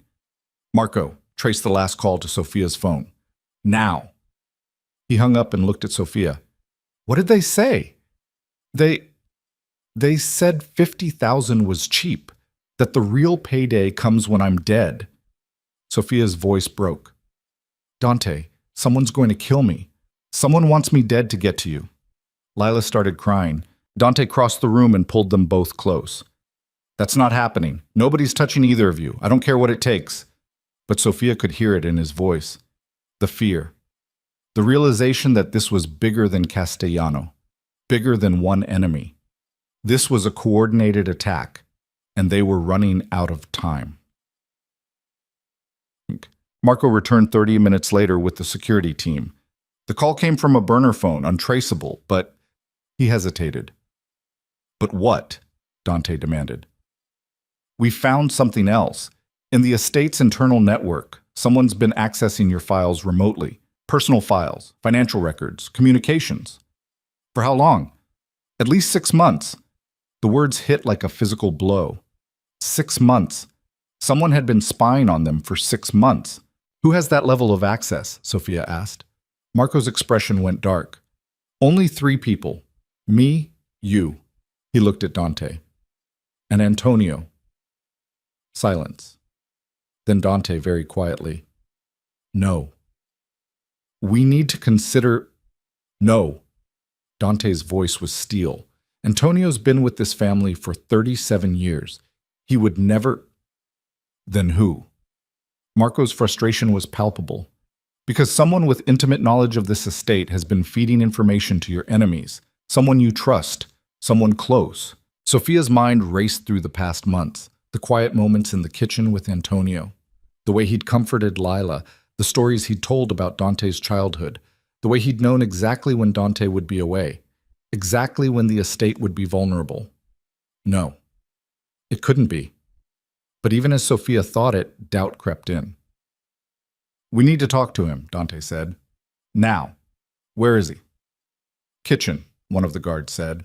They found Antonio exactly where he always was, at the stove, stirring a pot of sauce, humming under his breath. He looked up when they entered, smiled. "Ah, dinner's almost ready. I made—" He stopped. Something in Dante's expression made the smile die. "What's wrong?" Antonio asked carefully. "We need to talk," Dante said, "about some irregularities in the security system." Antonio set down his spoon. "What kind of irregularities?" "The kind where someone's been accessing my private files, sharing information with my enemies, getting innocent people killed." Antonio's face went pale. You think I don't know what to think. That's why we're talking." "Dante, I swear to you, I would never—" "Then explain this." Marco pulled out a printout. IP addresses, access logs, all pointing back to the kitchen's computer terminal. Antonio stared at the paper. I can't. This doesn't make sense. I use that computer for recipes, shopping lists. I don't know how to—" "Someone used your login credentials," Marco said, "multiple times, to access files you shouldn't have access to." "I don't know how." Antonio's voice rose, panicked. "My password, I keep it written down in my office. Anyone could have who has access to your office. Everyone, the staff, the guards. It's never locked. I never thought—" He stopped. His eyes went wide. "What?" Dante stepped closer. "What did you just remember?" Antonio's hands were shaking. "There was, about 2 months ago, I came into my office and things were moved, papers out of place. I thought maybe someone was looking for a recipe, but what?" "The computer was on. I always shut it down at night. Always, but that morning it was on." Dante and Marco exchanged looks. "Did you tell anyone, shit?" Marco asked. "No, I thought I'd just forgotten." Antonio looked at Dante, desperation in his eyes. "You have to believe me. I would never betray you. Never. You're like a son to me." Dante's jaw tightened. "I know." "Then who—" The kitchen door opened. A guard stepped in, young, mid-20s, someone Sophia vaguely recognized from the security rotation. "Sir, I have the footage you requested." "From when?" 2 months ago, the night of the office incident." Dante took the tablet, pulled up the video. They all watched in silence as the timestamp rolled. 2:47 a.m. The kitchen was dark. Then a figure appeared, moving carefully through the shadows. The figure entered Antonio's office, sat down at the computer, started typing. Dante zoomed in. Sophia's breath caught, because the face on the screen was familiar. Very familiar. It was one of the housekeepers, a woman named Elise, mid-40s, quiet, efficient. Someone who'd worked at the estate for years. Someone Sophia had worked beside for years. "Elise," Sophia whispered. Dante was already moving. "Where is she?" "Her shift ended an hour ago," the guard said. "Find her, now. I want her in my office in the next 10 minutes, or I want to know why." The guard scattered. Dante turned to Antonio. "I'm sorry. I should have known. It's fine." But Antonio's hands were still shaking. "Just find out who's doing this." They didn't have to wait long. 5 minutes later, the guards returned, empty-handed. "She's gone," Marco said. "Apartment's cleared out. No forwarding address, no phone. She's been gone for at least 12 hours. 12 hours before we discovered the breach," Dante said slowly. "She knew we were getting close. Someone warned her. Or she was smart enough to know when to run." Sophia's mind was spinning. "Elise worked here for years. What would she gain from—" Marco pulled out his phone, started typing. His expression went dark. "What?" Dante demanded. "Elise Moreau. Not her real name. Real name is Elise Castellano." The room went silent. "Castellano," Sophia repeated, "as in his niece." Marco's voice was grim. She's been here for 3 years, working, watching, reporting back. Dante's expression was murderous. And I never knew. I hired her, trusted her, let her into my home. She played the long game, Marco said, waited until you were vulnerable, until you had something worth losing. Then she struck. Where is she now? If I had to guess, with whoever's pulling the strings, whoever wants you destroyed. Sophia felt sick. 3 years. This woman had been in their lives for 3 years, pretending to be loyal, pretending to care, all while feeding information to people who wanted them dead. And Sophia had never suspected, never even questioned. We need to find her, Dante said, but now, before she... His phone rang. Unknown number. He answered, put it on speaker. The same distorted voice from before.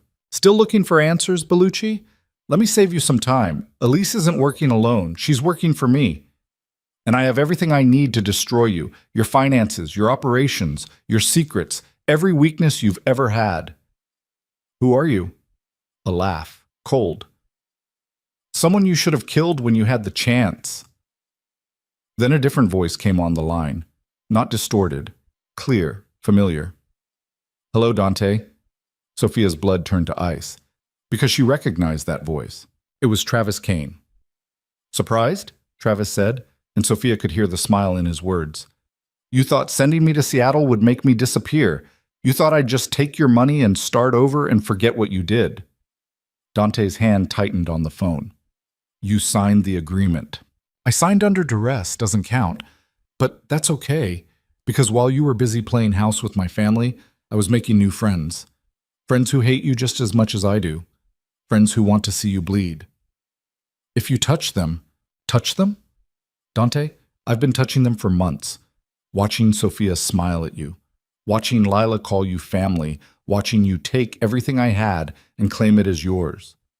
Travis's voice turned vicious. But that ends now. Because I'm coming for what's mine, and when I'm done, you'll wish you'd killed me when you had the chance. The line went dead. Sophia couldn't breathe, couldn't think. Travis was alive. Travis was working with Dante's enemies. Travis was coming for them. And this time, there was nowhere left to run. The phone clattered to the floor. Sophia couldn't move, couldn't breathe.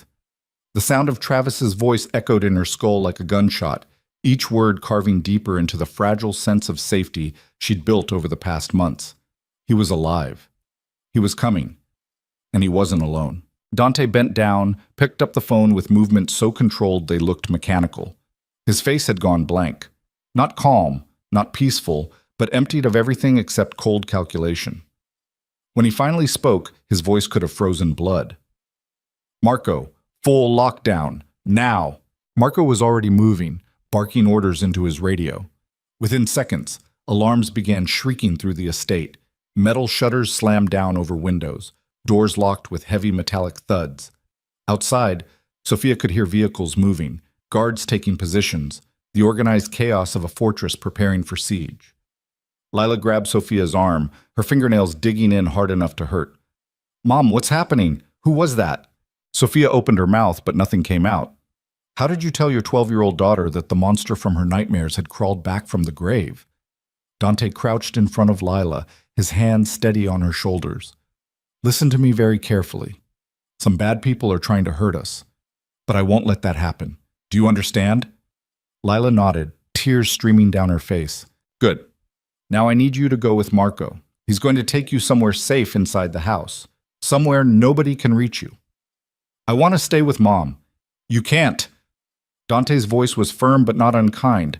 Your mom needs to help me stop these people, and I need to know you're protected so I can focus. Can you be brave for me? Lila looked at Sophia, desperate and terrified. Sophia forced herself to nod. Go with Marco, baby. I'll come find you as soon as this is over. I promise. Marco appeared, his expression grim. Safe room is ready. Dante stood, releasing Lila's shoulders. Take her. Now. Marco held out his hand. After a moment's hesitation, Lila took it. She looked back at Sophia once, her face crumpling, before Marco led her out of the kitchen and toward the secure wing of the house. The moment the door closed, Sophia's legs gave out. She caught herself against the counter, gasping, her vision swimming. The panic she'd been holding back crashed over her in waves. Travis was alive. Travis had been planning this for months. Travis had allied himself with people who wanted Dante dead, and he was using her, using Lila, as weapons. Strong hands gripped her shoulders. "Breathe," Dante said. "Look at me. Breathe." Sophia tried, failed, tried again. Her lungs felt like they were filled with broken glass.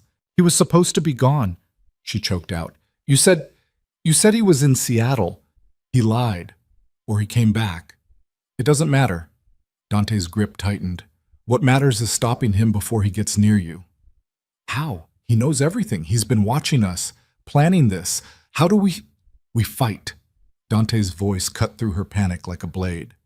"We fight and we win because the alternative is unacceptable." Sophia looked up at him. His face was still blank, still controlled, but his eyes were burning with something primal, something that looked like rage and fear twisted together until they were indistinguishable. "I can't lose you," he said quietly. "Either of you. I will burn this entire city to the ground before I let him take you back." "Dante?" The lights went out. Complete darkness. So sudden and absolute that Sophia gasped. Then emergency generators kicked in, bathing everything in dim red light. "They cut the main power," someone shouted from the hallway. "Multiple breach points at the perimeter fence." Dante's hand found Sophia's in the darkness. "Stay close to me. Don't let go." They moved through the house, Dante pulling her along corridors she barely recognized in the emergency lighting. Armed guards rushed past them, heading toward the exits. Radios crackled with overlapping voices reporting positions, coordinates, threats. "East gate compromised. 3 hostiles moving through the gardens. Shots fired, north wing." The sound of gunfire erupted somewhere outside. Close, too close. Dante shoved Sophia into a side room, his study, and locked the door behind them.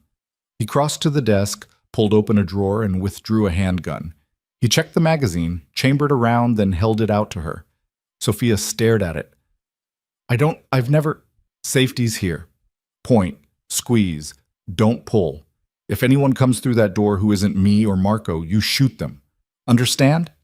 Sophia's hands were shaking so badly she could barely grip the weapon. "Dante, I can't." "Yes, you can." He wrapped her fingers around the grip, positioning them correctly. "You're stronger than you think. You survived Travis for months. You can survive this." More gunfire. Closer now. The windows rattled.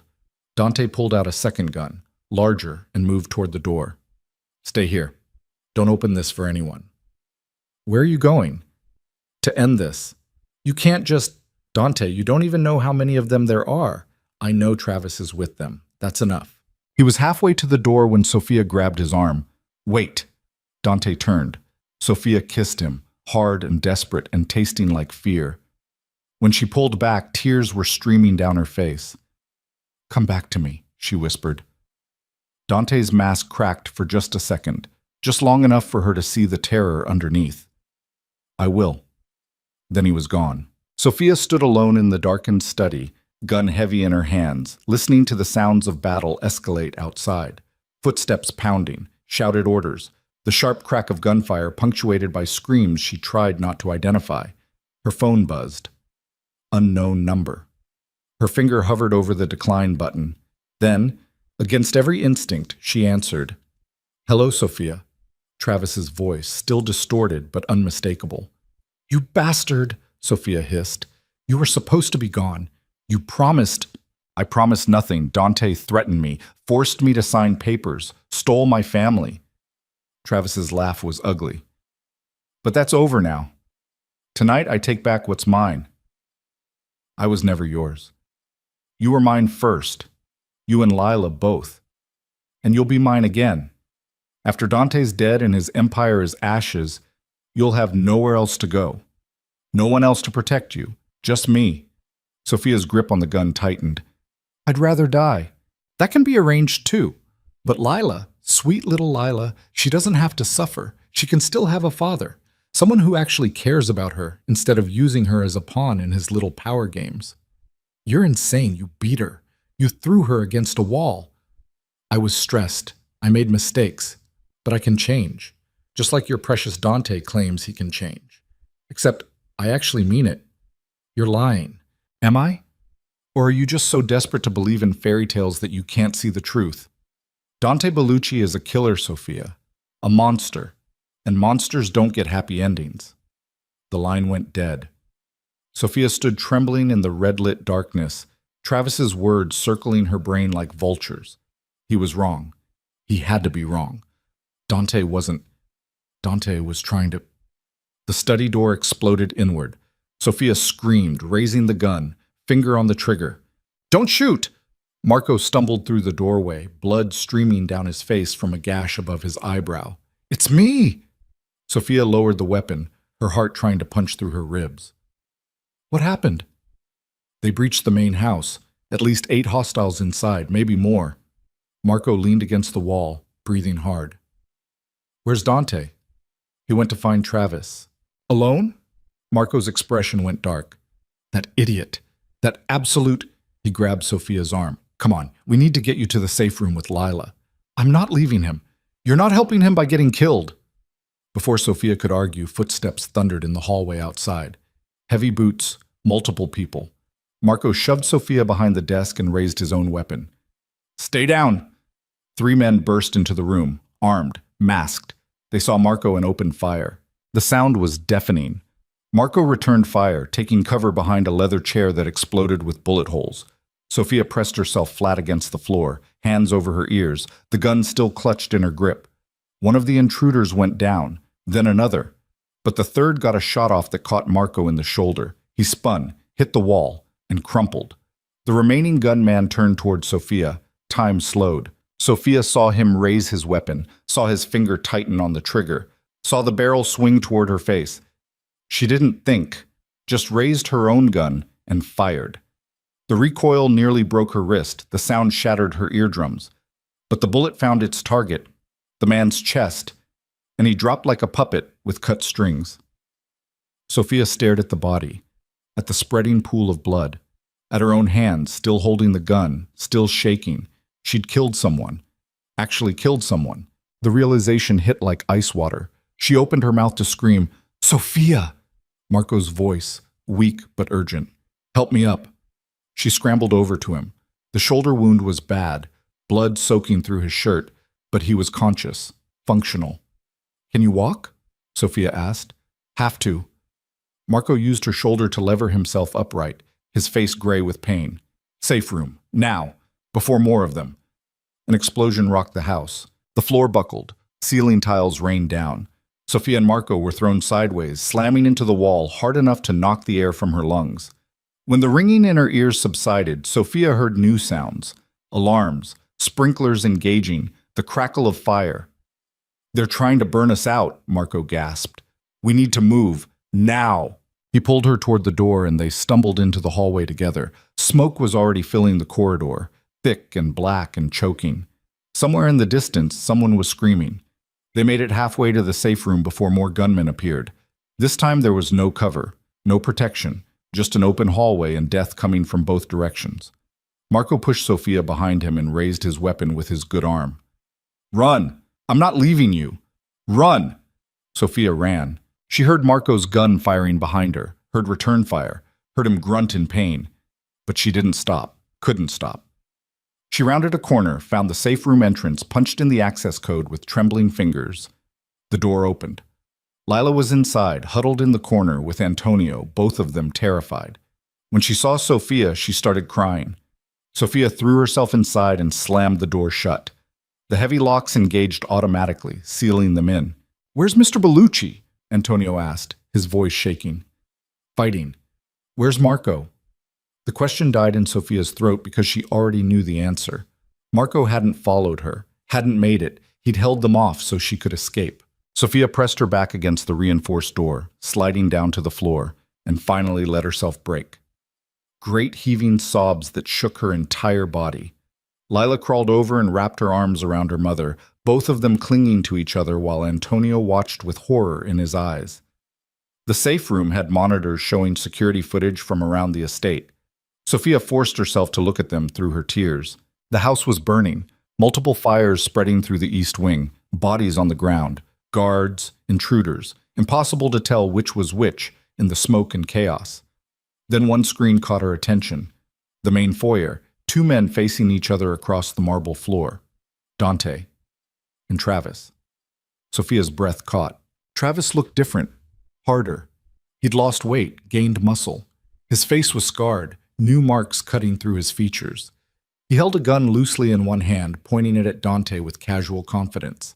Dante was unarmed, blood on his shirt, limping slightly. But his expression was pure murder. The cameras didn't have audio, but Sophia could see them talking, Travis gesturing with the gun, Dante shaking his head, both of them circling each other like wolves. "Mom, what's happening?" Lila's voice was small, terrified. Sophia couldn't answer, could only watch as the confrontation escalated. Travis said something that made Dante lunge forward. Travis fired. Dante twisted, the bullet grazing his side instead of hitting center mass. He didn't stop moving, just crashed into Travis, both of them going down hard. They fought like animals, fists and elbows and knees. Travis still had the gun, but Dante was faster, stronger, more experienced. He got one hand on Travis's wrist, slamming it against the marble floor until the weapon skittered away. But Travis pulled a knife. Sophia screamed even though they couldn't hear her. The blade flashed. Dante jerked back, but not fast enough. The knife opened a line across his chest, blood blooming instantly. Dante stumbled, and Travis pressed his advantage, driving the knife toward Dante's throat. Dante caught his wrist, held it. The two men strained against each other, every muscle trembling with effort. Then Dante twisted. The sound of Travis's wrist breaking wasn't audible over the cameras, but Sophia saw Travis's mouth open in a scream. The knife fell. Dante scooped it up and reversed it in one fluid motion. Travis tried to scramble away. Dante followed. What happened next was brutal, efficient, final.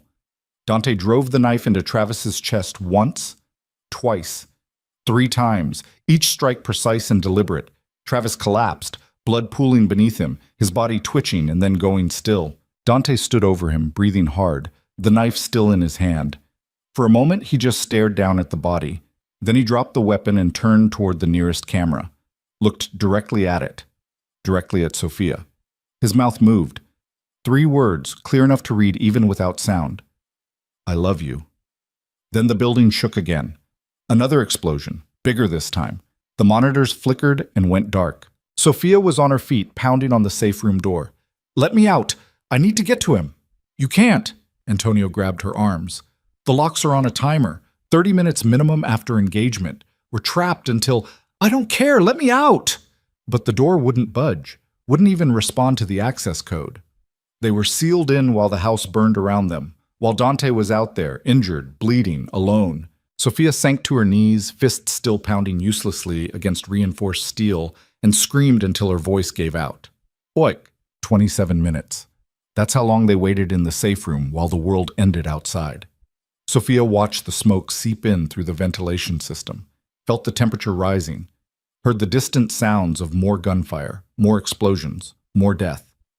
Lila clung to her, face buried in Sophia's shoulder. Antonio tried the emergency radio but got only static. The backup generators were failing. The sprinkler system had given up. The entire estate was being consumed, and they were trapped inside it.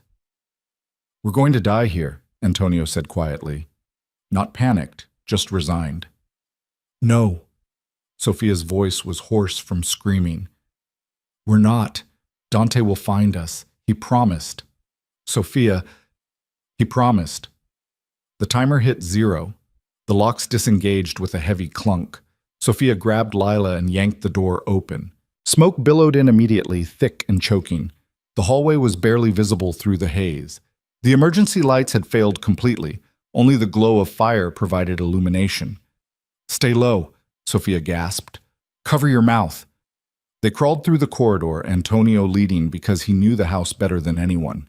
Sophia kept one hand on Lila, making sure her daughter stayed close. The heat was unbearable. The smoke was worse. Every breath burned. They made it to the main staircase before the ceiling collapsed.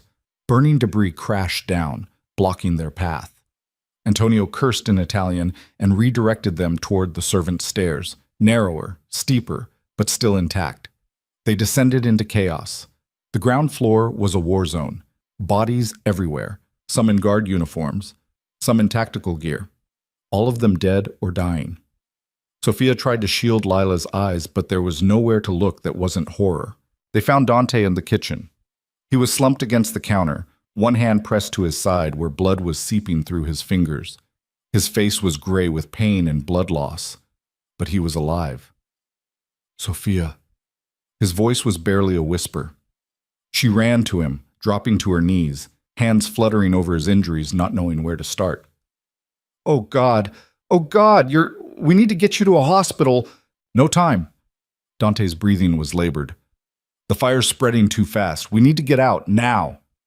Can you walk? Have to. Antonio appeared on Dante's other side, and together they hauled him upright. Dante's legs nearly gave out, but he locked his knees and forced himself to stand. Where's Marco? Dante asked. Sophia's expression was answer enough. Dante closed his eyes. Damn it.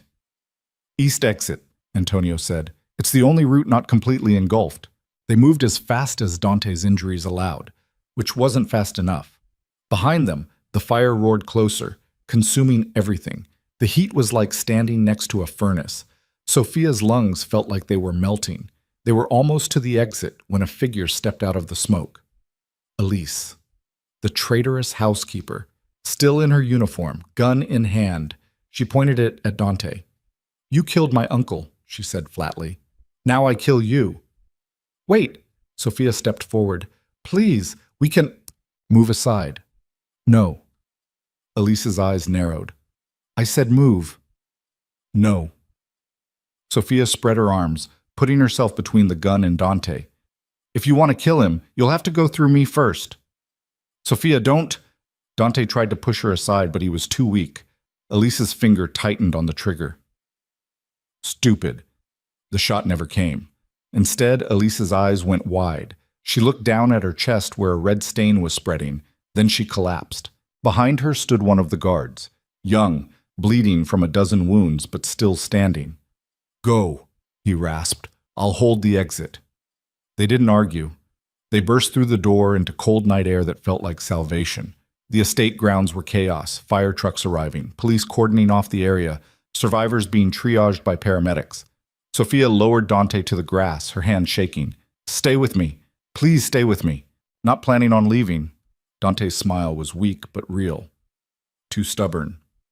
Paramedics rushed over with a stretcher. They loaded Dante onto it, started working immediately, pressure on wounds, oxygen mask, IV line. Ma'am, you need to step back. I'm not leaving him. Ma'am, she stays. Dante's hand found Sophia's, gripping tight. She stays or I don't go. The paramedic looked like he wanted to argue but thought better of it. Fine, but you ride in the ambulance with us. Sophia looked back at Lila. Antonio had her wrapped in his arms, both of them covered in soot and tears, but alive. Go, Antonio said. I've got her. The ambulance ride was a blur. Sirens, flashing lights, paramedics shouting medical jargon. Dante's hand in hers, his grip weakening, his eyes fluttering closed. Don't you dare, Sophia whispered. Don't you dare leave me now, not after everything. Dante's eyes open, found hers. Not leaving, just tired. Then sleep. But you wake up. You hear me?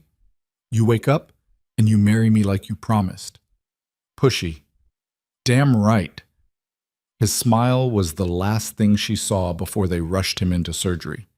Then Sophia was alone in a hospital waiting room, covered in blood and soot and ash, and all she could do was wait. Wait and pray to anything that might be listening. Wait and hope that love was enough. That they'd survived the fire only to build something better from the ashes. The surgery took 6 hours. Sophia sat in the waiting room watching dawn break through industrial windows, turning the sky from black to gray to pale gold. Nurses moved past in quiet efficiency. Doctors were paged over intercoms. Somewhere down the hall, a baby cried. The world kept turning even when yours had stopped. Antonio arrived with Lila around 7 a.m., both of them scrubbed clean but wearing borrowed clothes from the Red Cross. Lila's eyes were swollen from crying. She crawled into Sophia's lap without a word. Too big for it, really, but Sophia held her anyway, rocking slowly while Antonio sat beside them in silence. Any news? He asked finally. Sophia shook her head. They waited. At 8:43 a.m., a surgeon emerged through the double doors, still in scrubs, his surgical mask hanging loose around his neck.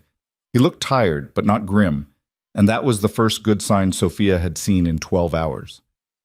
Family of Dante Bellucci? Sophia stood so fast Lila nearly tumbled off her lap. Yes, is he... He's stable. The knife wounds were serious, but clean. We repaired the damage to his lungs, stopped the internal bleeding. He lost a lot of blood, but we got him transfused. Barring complications, he should make a full recovery. The relief hit Sophia so hard her knees buckled. Antonio caught her, held her upright while she gasped for air. Can I see him? She managed. He's in recovery, still sedated, but once he's moved to ICU, you can sit with him. The surgeon paused. Fair warning, he's going to be in a lot of pain when he wakes up. The next 72 hours are critical, but he's strong, stubborn, the nurses tell me. That'll help. Sophia laughed despite herself, the sound half-sob. Yeah, he's stubborn. The surgeon smiled faintly. I'll have someone come get you when he's settled. He disappeared back through the doors. Sophia sank into the nearest chair and finally let herself believe it. Dante was alive. They'd survived. It was over. They moved Dante to ICU 2 hours later.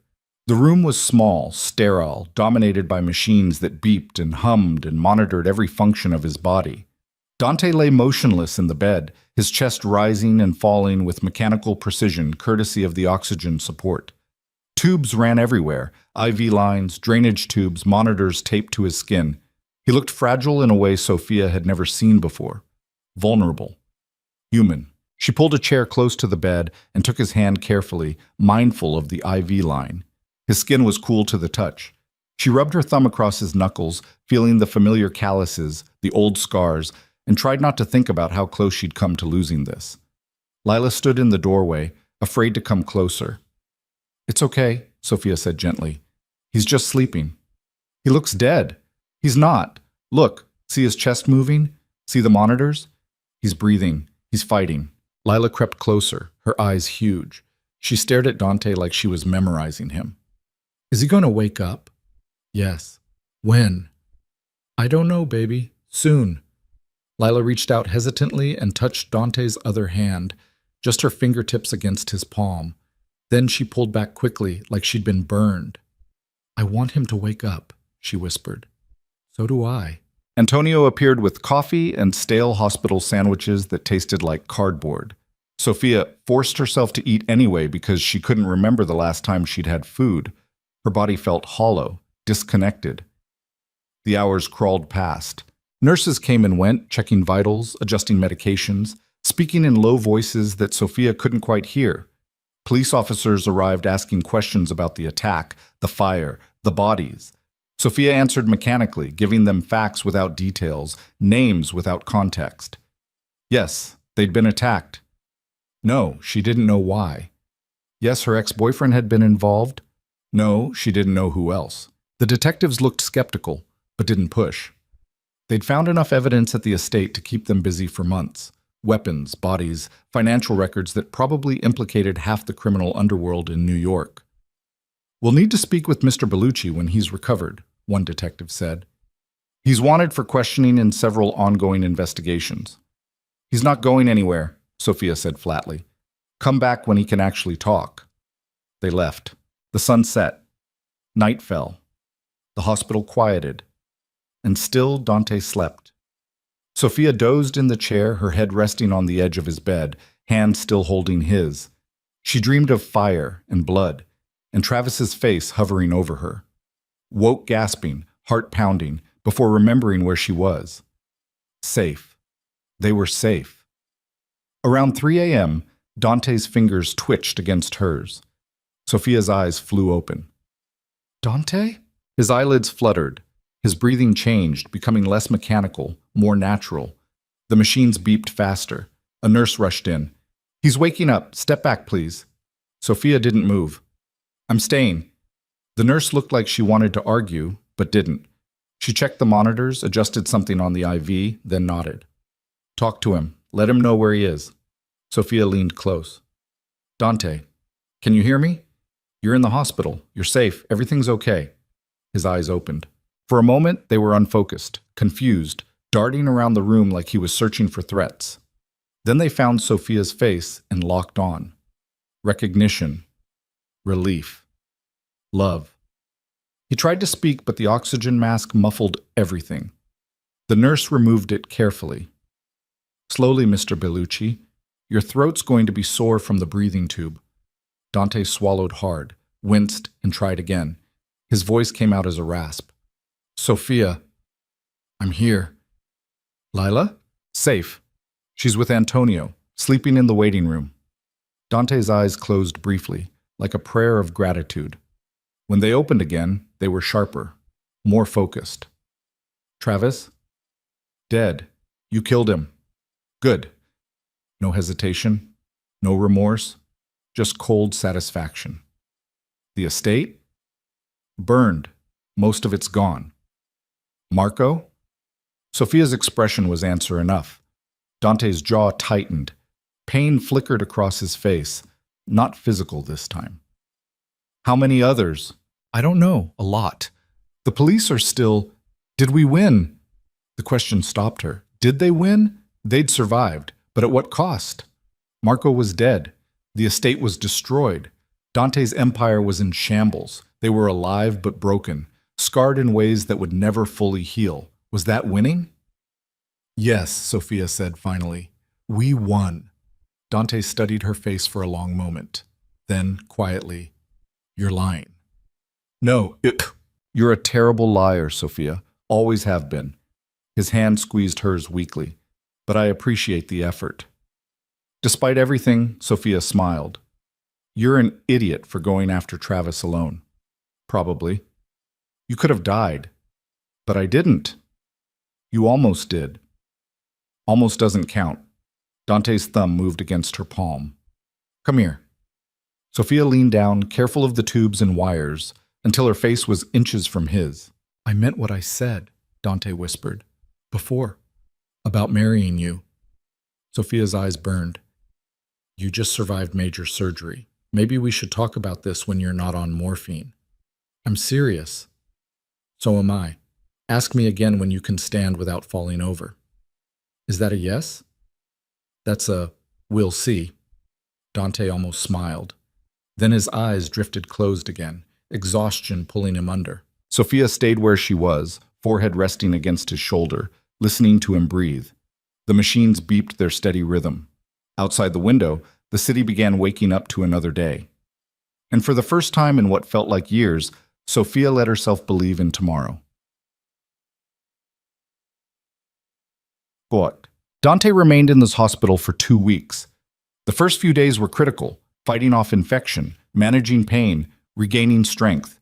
But he was stubborn, just like the surgeon said, and he healed faster than anyone expected. By day 5, he was sitting up and arguing with his doctors about discharge dates. By day 7, he was walking the halls with Sophia's support, gritting his teeth against the pain but refusing to stop.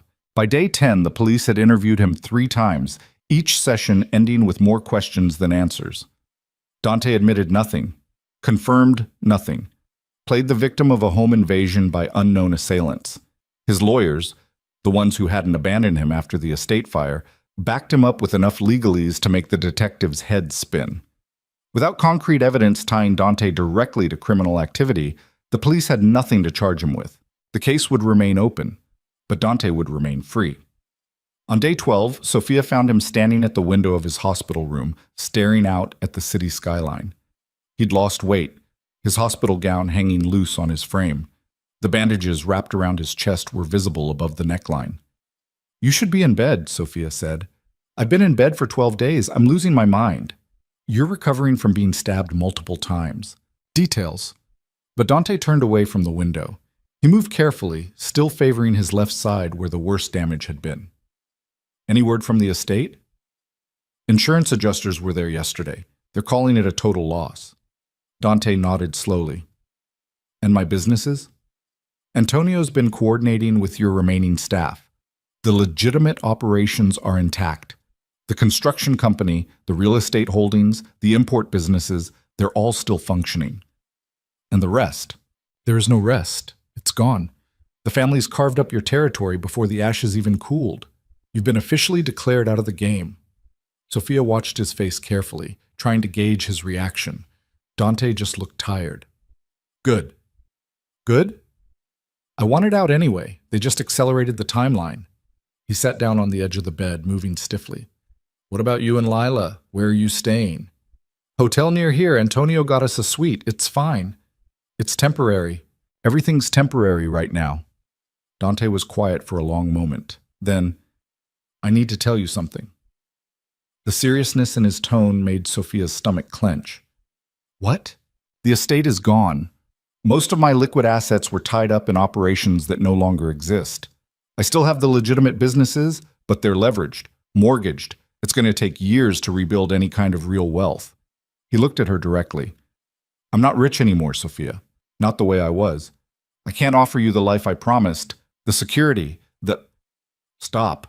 Dante stopped. Sophia crossed the room and sat beside him on the bed. Do you think I care about money? You should.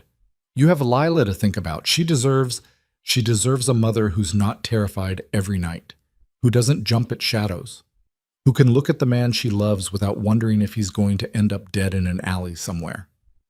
Sophia took his hand. You gave us that. Not money, not mansions. Safety, real safety. For the first time in years, I can breathe without waiting for the next disaster. The disaster literally just happened. And we survived it, together. Sophia's grip tightened. I don't need you to be rich, Dante.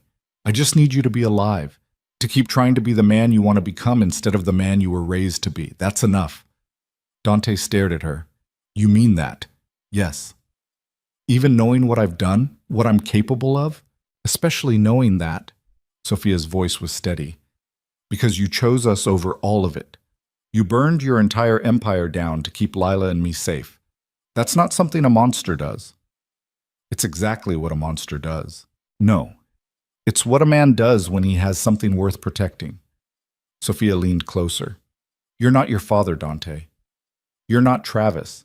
You're not any of the men who hurt you or taught you that violence was the only answer. You're someone new, someone better. And I love that person. I love you. Dante's eyes were bright with something that might have been tears. I don't deserve you. Probably not. But you're stuck with me anyway. Sophia kissed him gently, careful of his injuries. So ask me again. Ask you what? What you asked in the study before everything went to hell. Ask me properly this time. Dante's expression shifted.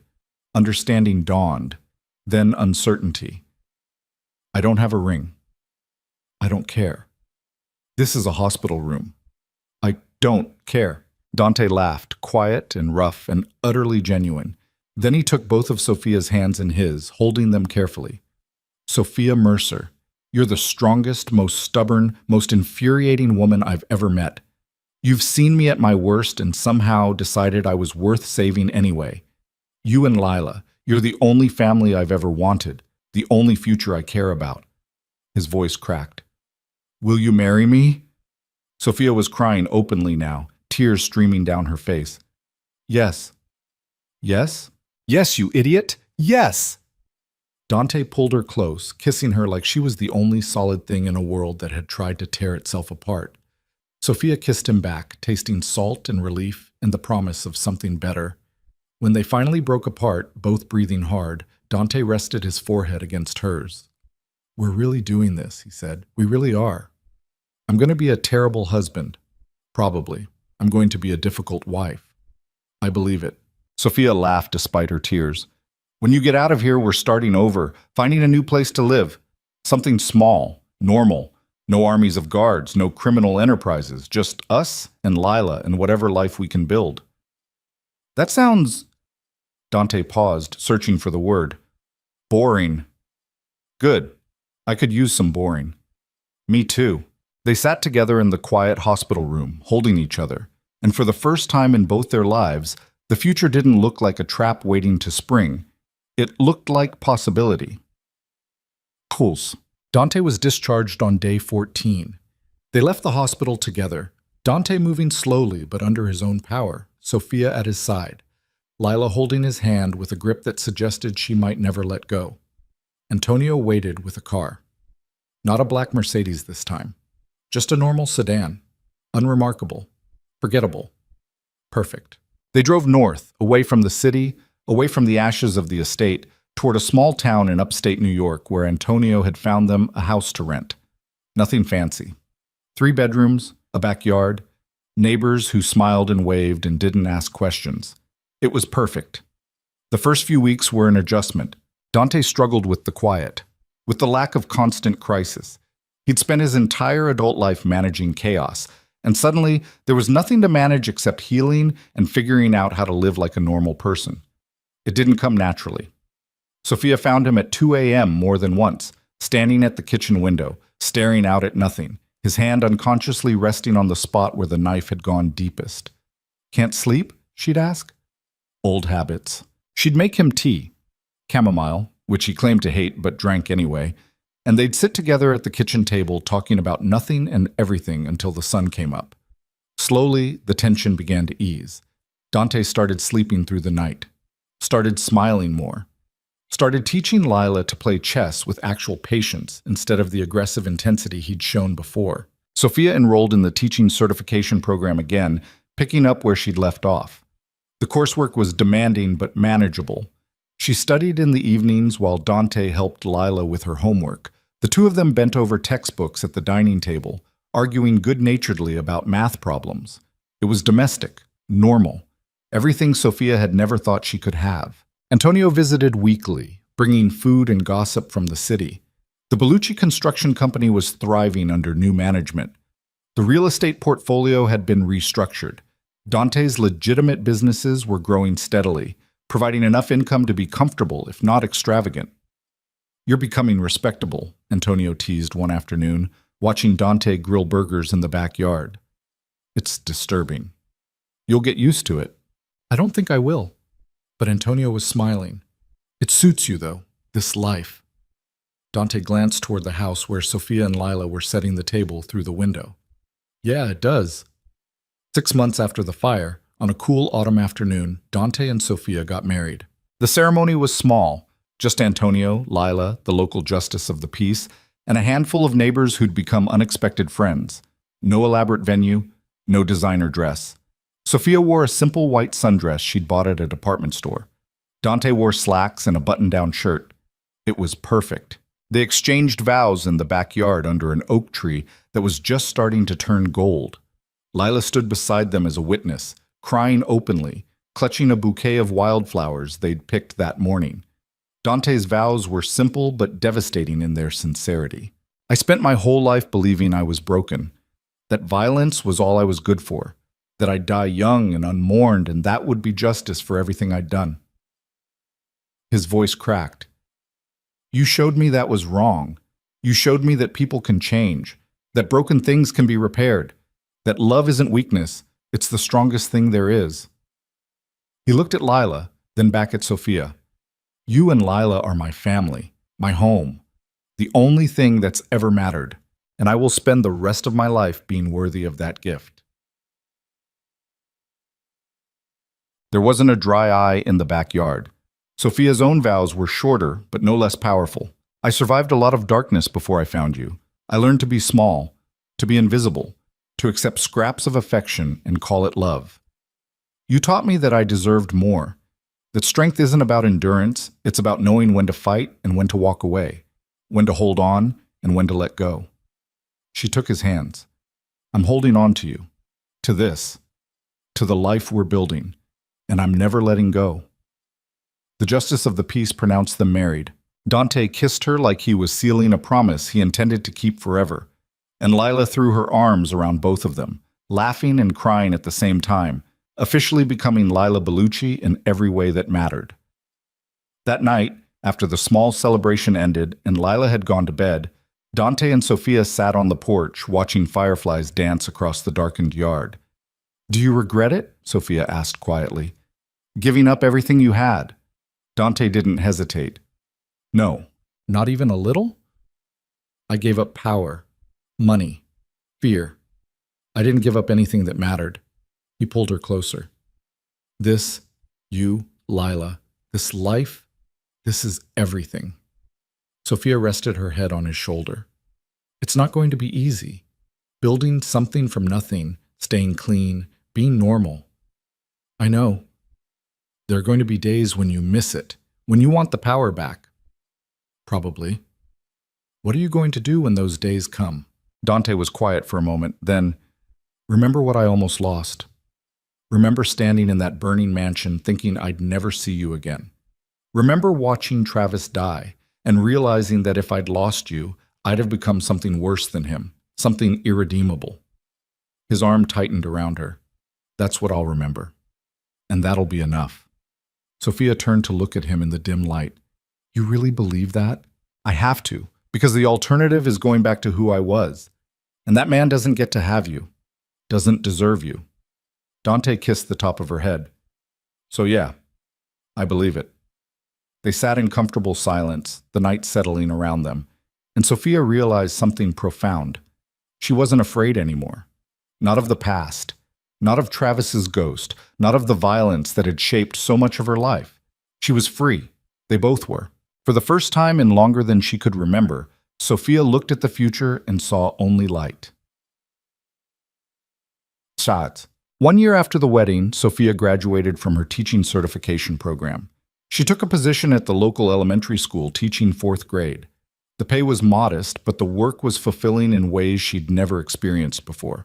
Watching children learn, grow, discover their own strengths, it fed something in her soul that had been starving for years. Dante continued running his legitimate businesses from home, slowly building back the wealth he'd lost, but without the blood money that had built his first empire. It was harder, slower, but cleaner, honest. Lila thrived. She made friends at school, joined the soccer team, started talking about college in that distant, dreamy way 13-year-olds did. The nightmares about Travis faded. The bruises on her wrists became old scars. She smiled more, laughed more, became the child she was always supposed to be. On a warm spring evening 2 years after the fire, the three of them sat together in the backyard for dinner. Nothing fancy, just grilled chicken, salad, bread Antonio had taught them to make. Lila was telling a story about something funny that happened at school, animated, dramatic, making them both laugh. Dante listened with complete attention, his expression soft in a way that used to be impossible. Sophia watched them and felt her chest swell with something too big to name. This was what she'd fought for. This was what they'd survived for. Not wealth, not power, not safety from external threats. Just this.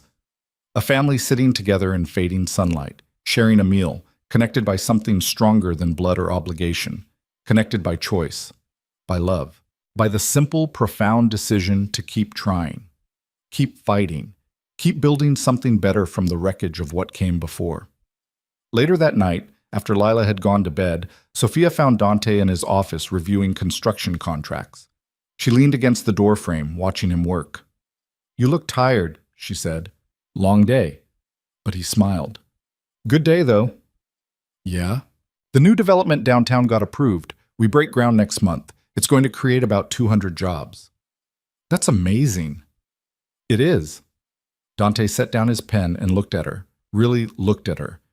"You know what the best part is?" "What?" "I didn't have to threaten anyone. Didn't have to bribe anyone. Didn't have to hurt anyone. I just did the work, followed the rules, and it worked." He laughed quietly. "Who knew?" Sophia crossed the room and sat on the edge of his desk. "I'm proud of you." "For what?" "Being a functional adult? That's a pretty low bar." "For choosing to be one. That's harder than you think." Dante stood and pulled her close, careful and gentle in the way he'd learned to be. "I had good motivation." "Oh?" "Yeah."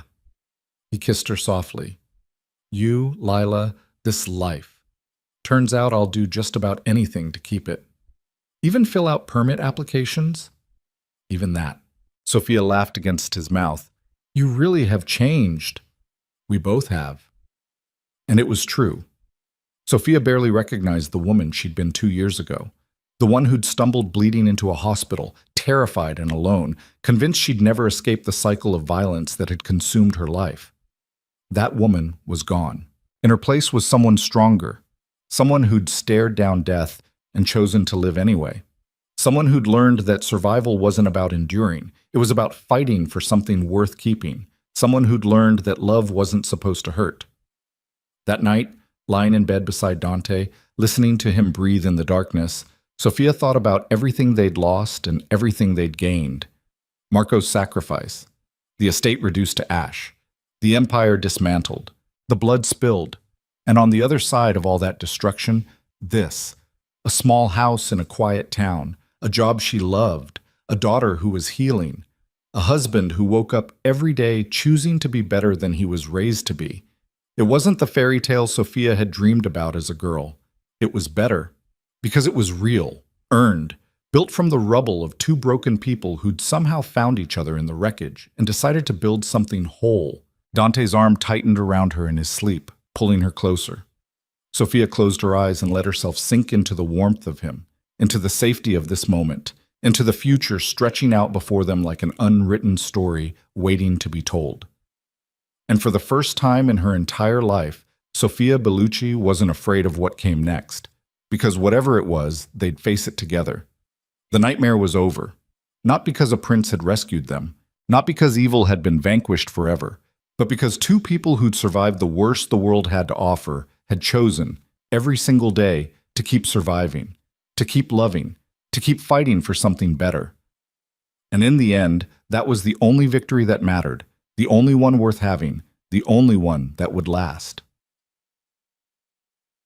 Man, personal reflection. Violence doesn't solve everything, but sometimes, when you're backed into a corner by people who only understand power, you have to speak their language to survive.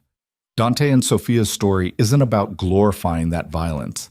It's about what comes after, about what you do when the dust settles and you're still standing and you have to figure out how to live with what you've done. The truth is, people don't change easily. Patterns carved by trauma run deep, but they can change if they have a reason to, if they have someone worth changing for. Not to save them, nobody can save you but yourself, but to witness the work, to see you trying and decide you're worth the effort anyway. That's what Sophia and Dante gave each other. Not rescue, not salvation, just recognition. The kind that says, I see who you are, all of it, the beautiful and the broken, and I'm choosing you anyway. That's harder than fighting, harder than surviving. It's the work of building a life instead of just enduring one. And maybe that's the real story here.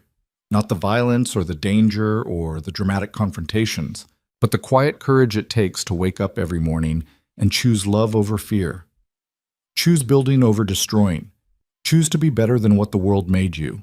That's the victory Dante and Sophia won. And that's the one worth telling.